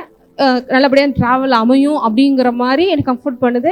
நானும் அப்படியே உட்காந்து அன்கான்சியஸில் இது யாரோ சொல்கிறாங்க அப்படின்னு. அப்புறம் தான் கொஞ்சம் ஒரு ஸ்டேபிளுக்கு வந்த பிறகு தான் இப்போ என்ன நடந்துச்சு, இப்படி என்ன நடந்துச்சு, யார் இப்படி நடந்துச்சு அப்படிங்கிற மாதிரி. இப்போ வரைக்கும் அது வந்து ஒரு பெரிய ஒரு சூப்பர் நேச்சுரல் என்கவுண்டர் தான். ஏன்னா தேவ பிள்ளைகள் செருபாபேல் மேலே என்ன பண்ண போகிறோமோ தெரியாத சூழ்நிலை தேவன் இப்படியும் வைத்து அவர்களுக்கு கம்ஃபர்ட்டை கொடுக்க வல்லவராக இருக்கிறார். அதே மாதிரி அந்த மிட் நைட்டில் நாங்கள் போய் சேரக்கு 2 மணி 3 மணி, ரோட்லலாம் ஈக்காக கூட கிடையாது. அந்த சுச்சுவேஷன்லேயே அழகாக ஒரு இடத்துல கூட, அப்போ கூட எங்கள் காரில் சில பிரச்சனைகள்லாம் இருந்துச்சு, எங்கேயும் நிற்கிறது கூட சான்ஸ், ஏன்னா மெயின்டெனன்ஸ் கூட பண்ணாமல் வச்சுருந்தோம். அவ்வளோ தூரம் ட்ராவல் பண்ணி போகும்போது நடுவில் பிரேக் அவுட் ஆயிடுச்சுன்னா நடுக்காட்டில் தான் போய் நிற்கணும், என்ன நடக்கணும்னு தெரியாது. ஆனால் எங்கேயுமே நிற்க விடாமல் அழகாக கொண்டு போய் காரை சேர்க்க வச்சாரு. நல்லபடியாக முடிஞ்சிச்சு எல்லாமே. ஏன் சொல்கிறேன்னா, இந்த மாதிரி நிறைய விஷயங்கள் நான் சொன்னால் கூட எத்தனை பேர் நம்புவீங்கன்னு தெரியல, ஆனால் நம்புகிறவங்களுக்கு அது நடக்கும். தேவதூதன் மரியாள்கிட்ட போய் பார்த்தா, நீ விசுவாச ஓன்ட்டே வருவாங்க. ஆனால் இதெல்லாம் சும்மாங்க, அடுத்து ஒரு புதுசாக பொருளையை கிளக்க ஆரம்பிச்சு. இதனால தான் நிறைய விஷயங்களெல்லாம் ஓப்பனாக பேசுறது கிடையாது மைக்கில், யூடியூப்லலாம். ஏன்னா இது மாதிரி நிறைய சொல்கிறவங்கலாம் வந்து போலி, இவங்க பரலோகத்துக்கு போனாங்களாம், டீ குடிச்சாங்களாம், அப்படி பச்சி சாப்பிட்டாங்களாம், அப்படிலாம் சொல்லி கேலி பண்ணுற அளவுக்கு இன்னைக்கு நிறையா தப்பாக போயிடுச்சு. ஒரு சிலர் வந்து இப்படி தப்பாக பொய் சொல்கிறவங்களும் இருக்காங்க. நான் இப்போ தான் பார்த்தேன், ஆண்டவர்கிட்ட பேசிட்டு வந்தேன் அப்படி சொல்லி தப்பான விஷயங்கள் பண்ணுறவங்களும் இருக்காங்க. அதனால எல்லாரையும் தப்பாக நினைக்கிற மாதிரி ஆகிப்போச்சு. இத்தனை பேருக்கு புரியுது நான் சொல்கிறது. அதனாலே நிறைய விஷயங்கள் ஓப்பனாக சொல்ல முடிய மாட்டேங்குது. சொன்னால் நம்ப மாட்டாங்க, இதெல்லாம் வந்து எப்படிங்க சும்மா அடிச்சு விட்றாங்கன்னு சொல்லுவாங்க. பரவாயில்ல, ஆண்டவரை ஒரு நாள் வெளிப்படுத்திட்டோம். ஆனால் இந்த 5 இயர்ஸாக நான் சொல்லாத விஷயங்களை ஏன் இந்த வருஷம் சொல்கிறேன்னா, இந்த மாதிரி விஷயம் உங்களுக்கு நடக்கணுங்கிறதுக்காக சொல்ல வரேன். அதே மாதிரி பரலோக தரிசனங்கள், இந்த மாதிரி சர்ச்சை ஆரம்பிக்கிறதுக்கு முன்னாடி என்ன பண்ண போகிறோன்னு தெரியாமல் உட்காந்துருந்த சூழ்நிலையில் நான் ஒரு டைரியே வச்சுருக்கேன். அந்த டைரியில் வந்து எல்லாமே எழுதி வச்சுருப்பேன். அதுக்கு கொஞ்ச நாள் ஒரு 1 or 2-3 months மட்டும் அதை அப்படியே எழுதிக்கிட்டே இருந்தேன். இப்போ கூட வேணும்னா அந்த டைரி நீங்கள் பார்க்கலாம். எனக்கே அதை எடுத்து பார்த்தா ஆச்சரியமாக இருக்குது. வெளிப்படுத்தின விசேஷத்துலலாம் பார்த்தீங்கன்னா எனக்கு பெருசாக அந்த சாப்டர்ஸ்லாம் படித்தா எப்பயுமே புரியாது. ஒரு 5 இயர்ஸ்க்கு முன்னாடி சொல்கிறேன். ஏன்னா குதிரையை பார்த்தேன், கழுகு மாதிரி வந்துச்சு, 7 கண் இருந்துச்சு, அப்புறம் கண்ணாடி கடல் இருந்துச்சு, அப்படி இப்படி நிறைய போட்டிருப்பாங்க இல்லையா வெளிப்படுத்தின விசேஷத்தில். நமக்கு எதுவுமே புரியாது, என்னடா இது என்னென்னமோ சொல்கிறாங்க. அதனால் நிறைய அந்த புக் எடுத்து படிக்கவும் மாட்டேன். ஆனால் இந்த மாதிரி விஷன்ஸ்லாம், பரலோக தரிசனங்கள்லாம் பார்த்து ஒரு நாள் பைபிளை எடுத்தேன் பாருங்க. வெளிப்படுத்தின விஷயத்தில் ஃபர்ஸ்ட் சாப்டர்லேருந்து லாஸ்ட் சாப்டர் வரைக்கும் வித்தின் 1 hourல கண்டினியூவாக படித்து முடித்தேன். எனக்கு எல்லாமே புரிஞ்சிச்சு. ஏன்னா லிட்டரலாக அங்கே பார்த்தது தான் அங்கே இருக்குங்கிறத வச்சுன்னா நமக்கு ஈஸியாக புரிய தானே செய்யும். சில பேருக்கு நான் சொல்கிறேன் உங்களுக்கு புரியும், ஒன்றுமே புரியாது. எதை படுத்தாலும் என்னடா இது, திடீர்னு ஒரு லேடி வந்தான்னு போட்டிருக்கு, திடீர்னு ஒரு மிருகம் வந்தான்னு போட்டிருக்கு, இது என்ன பரலோகத்தில் இப்படி பார்த்தேன், குத்து விளக்கு இருந்துச்சுன்னு போட்டிருக்கு, கண்ணாடி கடல் இருந்துச்சு, தங்க வீதின்னு போட்டிருக்கு, பில்லர்ஸ் பார்த்தோன்னு இருக்கு. ஆனால் அங்கே லிட்ரலாக ஒரு அனிமேஷன் மூவியில் நீங்கள் ஒரு நிமிஷம் பார்த்துட்டு வந்தால் எப்படி இருக்குமோ, ஆனால் ஒரு செகண்ட் நீங்கள் அந்த மாதிரி விஷன்ஸ் எல்லாம் பார்த்தீங்கன்னு வச்சுக்கோங்களேன். வேர்ல்டில் வந்து இந்த மாதிரி இன்ஃப்ராஸ்ட்ரக்சர் பெருசாக சொல்கிறாங்க. இந்த ஈஃபில் டவரு பயங்கரமான பில்டிங்கு, வேர்ல்டு ஒண்டர்ஸ் சொல்கிறாங்க, 7 wonders சொல்கிறாங்க இல்லையா, 7 அதிசயங்கள். ஏன்னா இந்த மாதிரிலாம் பார்க்கவே முடியாது அப்படின்றாங்க உலகத்தில். நீங்கள் பரலோகத்தில் ஒரு சின்ன போர்ஷனை ஒரே ஒரு டைம் இப்படி பார்த்தீங்கனாலே இங்கே உலகத்தில் ஒருத்தன் கூட இப்படி கட்டலைன்னு சொல்லலாம், அடித்து சொல்லலாம். அந்த லெவல் அங்கே வந்து பயங்கரமாக தேவன் வந்து அந்த அறிவையும் அந்த தாளந்துகளையும் அதெல்லாம் நம்ம நிறைய சொல்கிறேன். எத்தனை பேர் நம்புவீங்கன்னு சொல்லுங்க, நான் சொல்கிறேன். ஒருவேளை யூடியூப்பில் பார்க்குறவங்க நம்பலைன்னா இப்போ ஆஃப் பண்ணிட்டு போயிருங்க, தேவையில்லை. ஆனால் நம்புகிறவங்களுக்கு முன்னாடி சொல்ல வேண்டியது இருக்குது.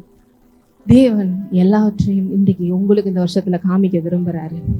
ஏன் அப்போ நான் போய் ஒரு சிலர்கிட்ட கேட்டேன், எனக்கு இந்த மாதிரி வந்துக்கிட்டே இருக்கே ஏன் அப்படின்னா, தேவன் இந்த உலகத்தை பரலோகமாக மாற்ற உங்களை தேர்ந்தெடுத்திருக்கிறார். ஏன் பரலோகத்தை காட்டிகிட்டே இருக்காருங்க, இந்த பரலோகமாக இந்த பூலோகம் மாறணும், உனக்கு காமிக்கிறேன், இப்படி படைச்ச உலகம் இப்படி போச்சு, இப்படி மாற்று அப்படிங்கிறதுக்காக காமிக்கிறாருன்னு சொல்லி தான் பாருங்கள் ஊழியத்திலே தேவன் கொண்டு வர.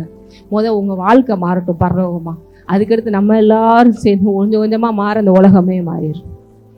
ஏன்னா அவ்வளோ அமேசிங்கான ஒரு காட், அமேசிங்கான கிரியேஷன்ஸ் நம்மெல்லாம். ஆனால் இன்னைக்கு பாருங்க, என்ன பண்ண போகிறோம் தெரியல, அடுத்த வேலைக்கு என்ன பண்ண போகிறோமோ தெரியலையே, 5 பைசாக்கு என்ன பண்ணுவோம், எவ்வளோ கேவலமாக நம்ம லைஃப் போச்சு.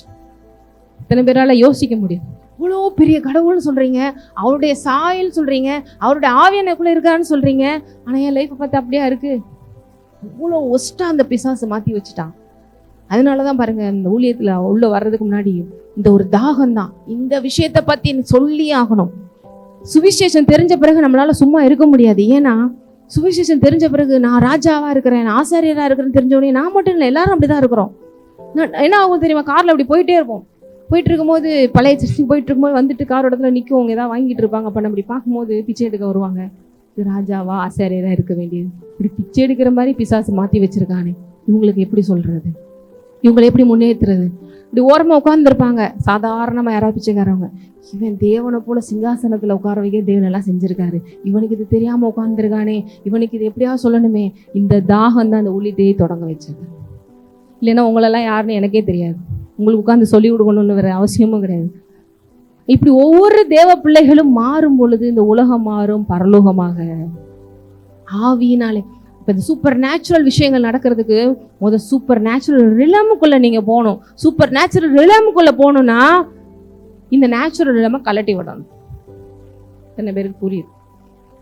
இப்போ விண்வெளியிலலாம் பறக்கணும்னா நீங்கள் இந்த ட்ரெஸ்ஸில் போயிட்டு வரேங்க, பறந்துட்டு வந்துடுறேன்லாம் சொல்ல முடியாது. அதுக்குன்னு ஷூட்டு கொடுப்பாங்க. ஆஸ்ட்ரோனட்ஸ்லாம் அதுக்குன்னு தனியாக என்ன பண்ணுவாங்க, போட்டு ஆக்சிஜன் சிலிண்டர்லாம் ஏற்றிக்கிட்டு அப்படி போனால் தான் அங்கே போய் பறக்க முடியும். ஏன்னா அங்கே இருக்கிற கிளைமேட்டே வேறு. அங்கே இருக்கிற என்வாயன்மெண்ட்டே வேறு, அங்கே ஆக்சிஜன் இருக்காது. உங்களுக்கு தேவையான எல்லாத்தையும் உள்ளே ரெடி பண்ணி, என்னங்க புதுசாக பார்க்குறீங்க, ஒரு தண்ணினா கூட அப்படி பறக்கும், எல்லாமே அப்படி பறக்கும். ஏன்னா இங்கே இருக்கிற புவியீர்ப்பு விஷயம் அங்கே இருக்காது, எல்லாமே அங்கே ஃப்ளோவில் தான் இருக்கும். ஏதாவது ஒன்று லைட்டாக விட்டுட்டிங்கன்னா கூட இங்கே கீழே விழுவுலே, அங்கே எல்லாமே பறக்கும் அப்படியே. இதெல்லாம் நீங்கள் பார்த்துருப்பீங்க யூடியூப்ஸில் நிறையா, இல்லையா? அப்போ அங்கே போகிறதுக்கு அந்த ரிலமில் அந்த ட்ரெஸ் போட்டுட்டு தான் போக வேண்டியிருக்கு. அதே போல் சூப்பர் நேச்சுரல் ரிலம்குள்ளே போகணும்னு ஆசை நிறைய பேருக்கு. நேச்சுரல் ரிலம் தூக்கி எரியணும், அப்போ தான் உள்ளே போக முடியும். அதுக்கு ஹார்ட் மாறணும், மைண்ட் மாறணும், நம்மளை தேவனுக்கு ஏற்றபடி விட்டு கொடுக்கணும். நீங்கள் மாற ஆரம்பிக்கும் போது, உங்கள் கண் ஓப்பன் ஆகும்போது, உங்களுக்கு பக்கத்திலே தான் இருக்கு எல்லாமே, உங்களுக்கு எல்லாம் தெரிய ஆரம்பிக்கும். சீக்கிரம் நம்ம சபையில் இருக்கிற எல்லாம் சொன்னோம், இந்த பாருங்க, நான் ஜோம் பண்ணிட்டு இருக்கும் போதே இந்த மாதிரி தேவன் விஷயம் காமிச்சார், நான் சர்ச்சில் இருக்கும் போதே தேவன் எனக்கு அந்த மாதிரி காமிச்சாரு, நான் இங்கே மாதிரி ஏஞ்சல்ஸை பார்த்தேன், கண்டிப்பாக இங்கே பரலோகமே இறங்கியிருக்கு. நீங்கள் வர்றதுக்கு முன்னாடி அவங்க வந்துட்டாங்க ப்ரெசன்ஸில். தேவனோட ஆலயத்தில் தேவன் எல்லாமே யார் இருப்பா? நீங்களாம் வர்றதுக்கு முன்னாடி அவர் ரெடியாக வந்துட்டாரு, நான் வர்றதுக்கு முன்னாடியே வந்துட்டாரு. எத்தனை பேரெல்லாம் பார்க்க முடியுது, எத்தனை பேரெல்லாம் ஏஞ்சல்ஸை பார்க்க முடியுது. ப்ரேயர் பண்ணி சொல்கிற நேரம் ஓகே, 24/7 அந்த ரிலமில் இருக்கிறது தான் உண்மையான சூப்பர் நேச்சுரல் லைஃப் ஸ்டைல். நீங்கள் அந்த ரிலம்குள்ளே அப்படி நீங்கள் ஆக்டிவேட் ஆக ஆரம்பிச்சிங்கன்னா, இந்த வேர்ல்ட்லேயே நடக்கிற எதுவுமே உங்களை பாதிக்க. இந்த வேர்ல்ட்லேயே சொல்லுவான், நாளைக்கே உலகாலேயே போதா, அப்படியே பார்ப்பீங்க.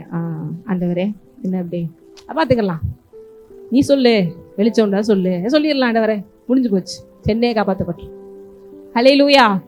தேவன் இவ்வளோ பெருசு நடந்துருச்சா, ஐயோ அப்படின்னு எதுக்குமே அதிர்ச்சி அடையவே மாட்டார். ஒரு வார்த்தை சொன்னால் அங்கே மாறிட போகுது. தேவ பிள்ளைகள் அந்த 2025 எதுக்குமே அதிர்ச்சியாக வேண்டிய அவசியமே இல்லை. எவ்வளோ பெரிய பர்வதம் வந்தாலும் உங்களுக்கு முன்பாக சமபூமி ஆகும். இப்படி நீங்கள் ஆப்ரேட் பண்ண ஆரம்பிக்கும் போது மகிமையின் மேல் மகிமை அடைந்து அவருடைய சாயலாகத்தானே மறுரூபமாக்கப்படுகிறோம். எத்தனை பேர் இப்படி மறுரூபமாகணும்னு நினைக்கிறீங்க? என்னடா இது 1ஆம் தேதி ஆவினாலே எல்லாம் ஆகும்னு சொன்னாங்க.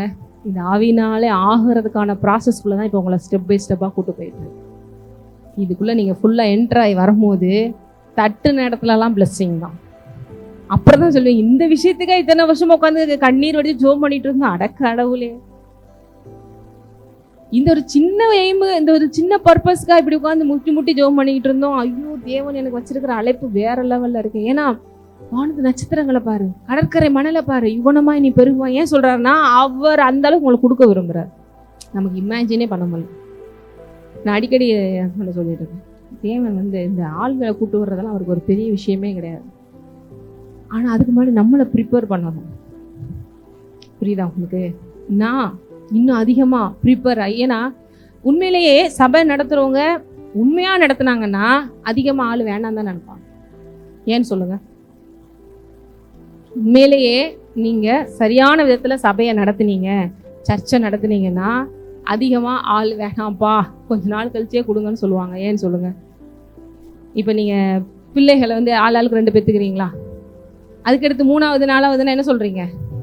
இதையே சமாளிக்க முடியல, ரொம்ப கஷ்டமாக இருக்குது, போதும் இதை வளர்ப்போம், அதுக்கடுத்து பார்த்துக்கலாம். உண்மையிலே நீங்கள் கேர் பண்ணி சபையை நடத்துனீங்கன்னா அப்படி தான் தோணும். போதும் ஆண்டவரே, இவங்களை சமாளித்து சரி பண்ணி கொண்டு வருவோம். கொஞ்சம் ஏறுனா சருன்னு இறங்கிடுது. இதுகளை வச்சுக்கிட்டே இந்த பாடுபட வேண்டியிருக்கு. இன்னொரு 10 வந்தால் அது சுவிசேஷம் ஊழியன்னா பரவாயில்ல, 1000 பேர் வரீங்களா, சுவிசேஷம் சொல்கிறேன் கேட்டு போயிட்டே இருந்தேன். ஈச் அண்ட் எவ்ரி பர்சனுக்கு நம்ம ஒர்க் அவுட் பண்ணணும். உங்கள் குழந்தைய வளர்க்குற மாதிரி அவங்க பார்க்குறாங்களா, சரி இது கேட்கும், கொஞ்சம் சொன்னடி கேட்குற மாதிரி இருக்கும், ஒரு 6 மாதம், அதுக்கடுத்து அப்படியே வேறு மாதிரி போகும். பிள்ளையாச்சே விட முடியாதே. இப்படி நீங்கள் சபையை நடத்துனீங்கன்னா போதும் ஆண்டவர். ஆனால் அந்த கொஞ்சத்தை வச்சு நீங்கள் உலகத்தை கலக்கிடலாம். தேவன் எப்பயுமே பைபிளில் சூஸ் பண்ணதெல்லாம் ரொம்ப கம்மி தான். ஆனால் 12 சீடர்கள் தான் இவ்வளோ பெரிய உலகத்தை மாற்றுறதுக்கு ஆனால் மாற்றினார். அந்த ஒவ்வொன்றையும் சுத்த பொண்ணாக மாற்றிட்டோனாலே வேற லெவலில் நீங்கள் ஊழியத்தில் கொண்டு வந்துடலாம். உண்மையிலே நான் இந்த ஊழியத்துக்குள்ளே வந்த பிறகு இப்போ அதான் நான் ரியலைஸ் பண்ண ஆரம்பிங்க. அப்படி ஏன்னா உங்களே அரைகுறையாக விட்டுட்டு அதுக்கடுத்து இன்னொரு 10 பேர் என்ன பண்ண முடியும்? கடைசியில் எல்லாம் அரைகுறையாக நிற்கும். இப்போ நம்பி அவர்கிட்ட கணக்கு கொடுத்து என்னம்மா அது ஒன்றும் தெரியல, எல்லாம் பாஸ் மார்க்லேயே இருக்குது, 100 மார்க் எடுக்க வைக்கலையா அப்படின்னு பாரு, நிறைய ஃபெயில் ஆகி போய் கிடக்குதே. அந்த வரையும் எல்லாரும் 100 மார்க் எடுக்கிறவங்க அட்லீஸ்ட் ஒரு 70% கொண்டு வந்துட்டோம்னா கூட அதுக்கடுத்து அடுத்தடுத்து வந்துச்சுன்னா கொஞ்சம் கொஞ்சமாக சேர்த்து கொண்டு வரலாம். சில பேர் நான் சொல்கிறது புரியுது. உண்மையிலேயே ஊழியத்தை உண்மையாக செஞ்சவங்களுக்கு இப்படி தான் தோணும்.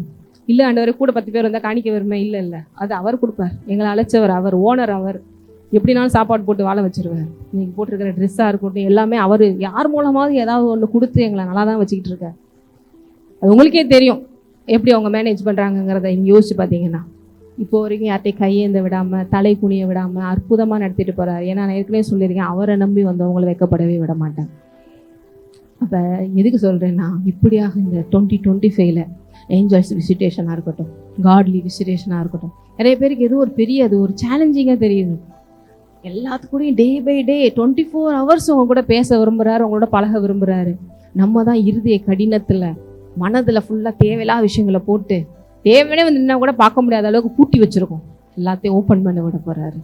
பெரிய காரியங்கள் அசாத்தியமாக நடக்கும், பெரிய பெரிய விஷயங்கள் நடக்கும். நிறைய பேர் அப்படி ஒப்பு கொடுக்க போகிறீங்க. ஆமாம், அதான் இங்கே போட்டிருக்கு 18 2 கொரிந்தியர் 3:18 நாம் எல்லோரும் திறந்த முகமாய் கர்த்தருடைய மகிமையை கண்ணாடியிலே காண்கிறது போல கண்டு ஆவியா இருக்கிற கர்த்தராலே அந்த சாயலாகத்தானே. அப்படின்னா எந்த சாயல்? ஆவியின் சாயல். எல்லாரும் நீங்க புரிஞ்சு வச்சுக்கோங்க, நீங்க ஒரு ஆவி. சில பேருக்கு சொல்லி கொடுத்துருவோம், நீங்க ஆவி. பக்கத்துல நீங்க ஒரு ஆவி. வெளியில உங்களுடைய சரீரத்துக்கு தான் இந்த ட்ரெஸ் எல்லாம். நீங்க உண்மையிலேயே நீங்க ஒரு ஆவி. எத்தனை பேரு உள்ள ஒரு ஆவி மனிதனை பெற்று அந்த ஆவி மனிதனை தேவனுடைய அந்த சாயலாக பெற்று தேவ ஆவியானவரை கொண்டு கனெக்டட் ஆகி அப்படி இருக்கீங்கிறத விசுவாசிக்கிறீங்க. அதனாலதான் செத்து போனோன்னு என்ன சொல்றாங்க, இதே மாதிரி அழகா ட்ரெஸ் பண்ணி படுக்க வச்சிருக்காங்க. அப்புறம் என்ன சொல்றாங்க, போயிட்டாரு. எங்கெங்க இந்த இருக்குல்ல ட்ரெஸ், இந்த கை காலு மூக்கு மொழி எல்லாம் அப்படி தானே இருக்கு. உள்ள இருக்கிற ஆவி மனிதன். இப்போ எது வேல்யூவை நீங்க பார்க்க ஆரம்பிக்கணும். வெளியில நான் குட்டையா பிறந்துட்டேனே, நான் இன்னும் கொஞ்சம் ஹைட்டாக பிறந்திருக்கலாமே, என் மூக்கு அப்படி இருந்திருக்கலாமே, நான் பேசாமல் ஜென்ஸாக இருக்க ஒரு லேடிஸாக இருந்திருக்கலாமே, லேடிஸாக இருக்க ஒரு ஜென்ஸாக இருந்திருக்கலாமே. இதெல்லாம் மேட்டரே கிடையாது. இந்த வருஷம் ஃபுல்லாக ஸ்பிரிச்சுவல் நிலமுக்குள்ளே, சூப்பர் நேச்சுரல் நிலமுக்குள்ளே அப்படி போகணுன்னா இந்த தேவையில்லாத மாம்சத்தை தூக்கி எறியணும். அதிகமாக உங்களை பற்றி யோசிக்கிறதெல்லாம் தூக்கி எறிங்க. உங்களை வேற நிலமுக்குள்ளே சூப்பராக கொண்டு போய் பெரிய காரியங்களை காமிக்க விரும்புகிறார். உண்மையிலே அந்த ஆவி மனிதன், அவனை நீங்கள் யோசிங்க, அவனை பலப்படுத்தணும். அவனுக்கு எது சாப்பாடு? இப்போ போனோன்னு இட்லி சாம்பார் சட்னி சாப்பிட்டவனையும் அவன் ஆவி மனிதன் பலப்பட்டுருவானா? இப்போ கேட்டுட்டு இருக்கீங்க பார்த்தீங்க, இதுதான் அவனுக்கு பலம். நல்லா அவனை கவனிங்க. இந்த 2025ல் ஆவி மனிதனை நல்லா கவனித்து சூப்பராக கொண்டு வந்துட்டீங்கன்னா உங்கள் வாழ்க்கை சூப்பராக இருக்கும். வெளியில் நீங்கள் எவ்வளோ தூரம் ஜிம்முக்கு போனீங்க, ஹைட் அண்ட் வெயிட்டு, அது ஓரளவு கவனிங்க. ஏன்னா உடம்பு சரியில்லாமல் போச்சுன்னா ஒன்றும் பண்ண முடியாது. பட் எல்லாத்துக்கும் மேலே யாரை உள்ள ஃபோக்கஸ் பண்ணுங்க, அந்த ஆவி மனிதனை யார் பொறுப்பெடுத்திருக்கிறா? தேவன் பொறுப்பெடுத்துங்க. அந்த ஆவி மனிதனோட யாரோட ஆவி இப்போ கலந்துருச்சு? தேவ ஆவி கலந்துருச்சு. இதை ஃபுல்லாக ரியலைஸ் பண்ணி நீங்கள் ஃபோக்கஸ் பண்ணி மகிமையின் மேல் மகிமை அடைந்த மறுரூபமாக ஒப்பு கொடுங்க. நான் சொல்கிறேன், ஒரு 6 மாதத்துலேயே இந்த வருஷத்தில் பயங்கரமான காரியங்களை பார்ப்பீர்கள். மரியாளுக்கு தேவதூதன் காட்சி கொடுத்தது போல, செருபாபேலினுடைய வசனத்துக்காக சகரியார்கிட்ட பேசினது போல உங்கள்கிட்ட பெரிய பெரிய விஷயங்களை தேவன் செய்ய உங்களை செலக்ட் பண்ணியிருக்காரு. உங்களுக்குள்ள அந்த அநேக தடைகள் தான் அவருக்கு பிரச்சனையாக இருக்குது. அது எல்லாத்தையும் எடுத்து போடுங்க. உங்கள் வீடே பாருங்கள் பரலோகமாய் மாறும்.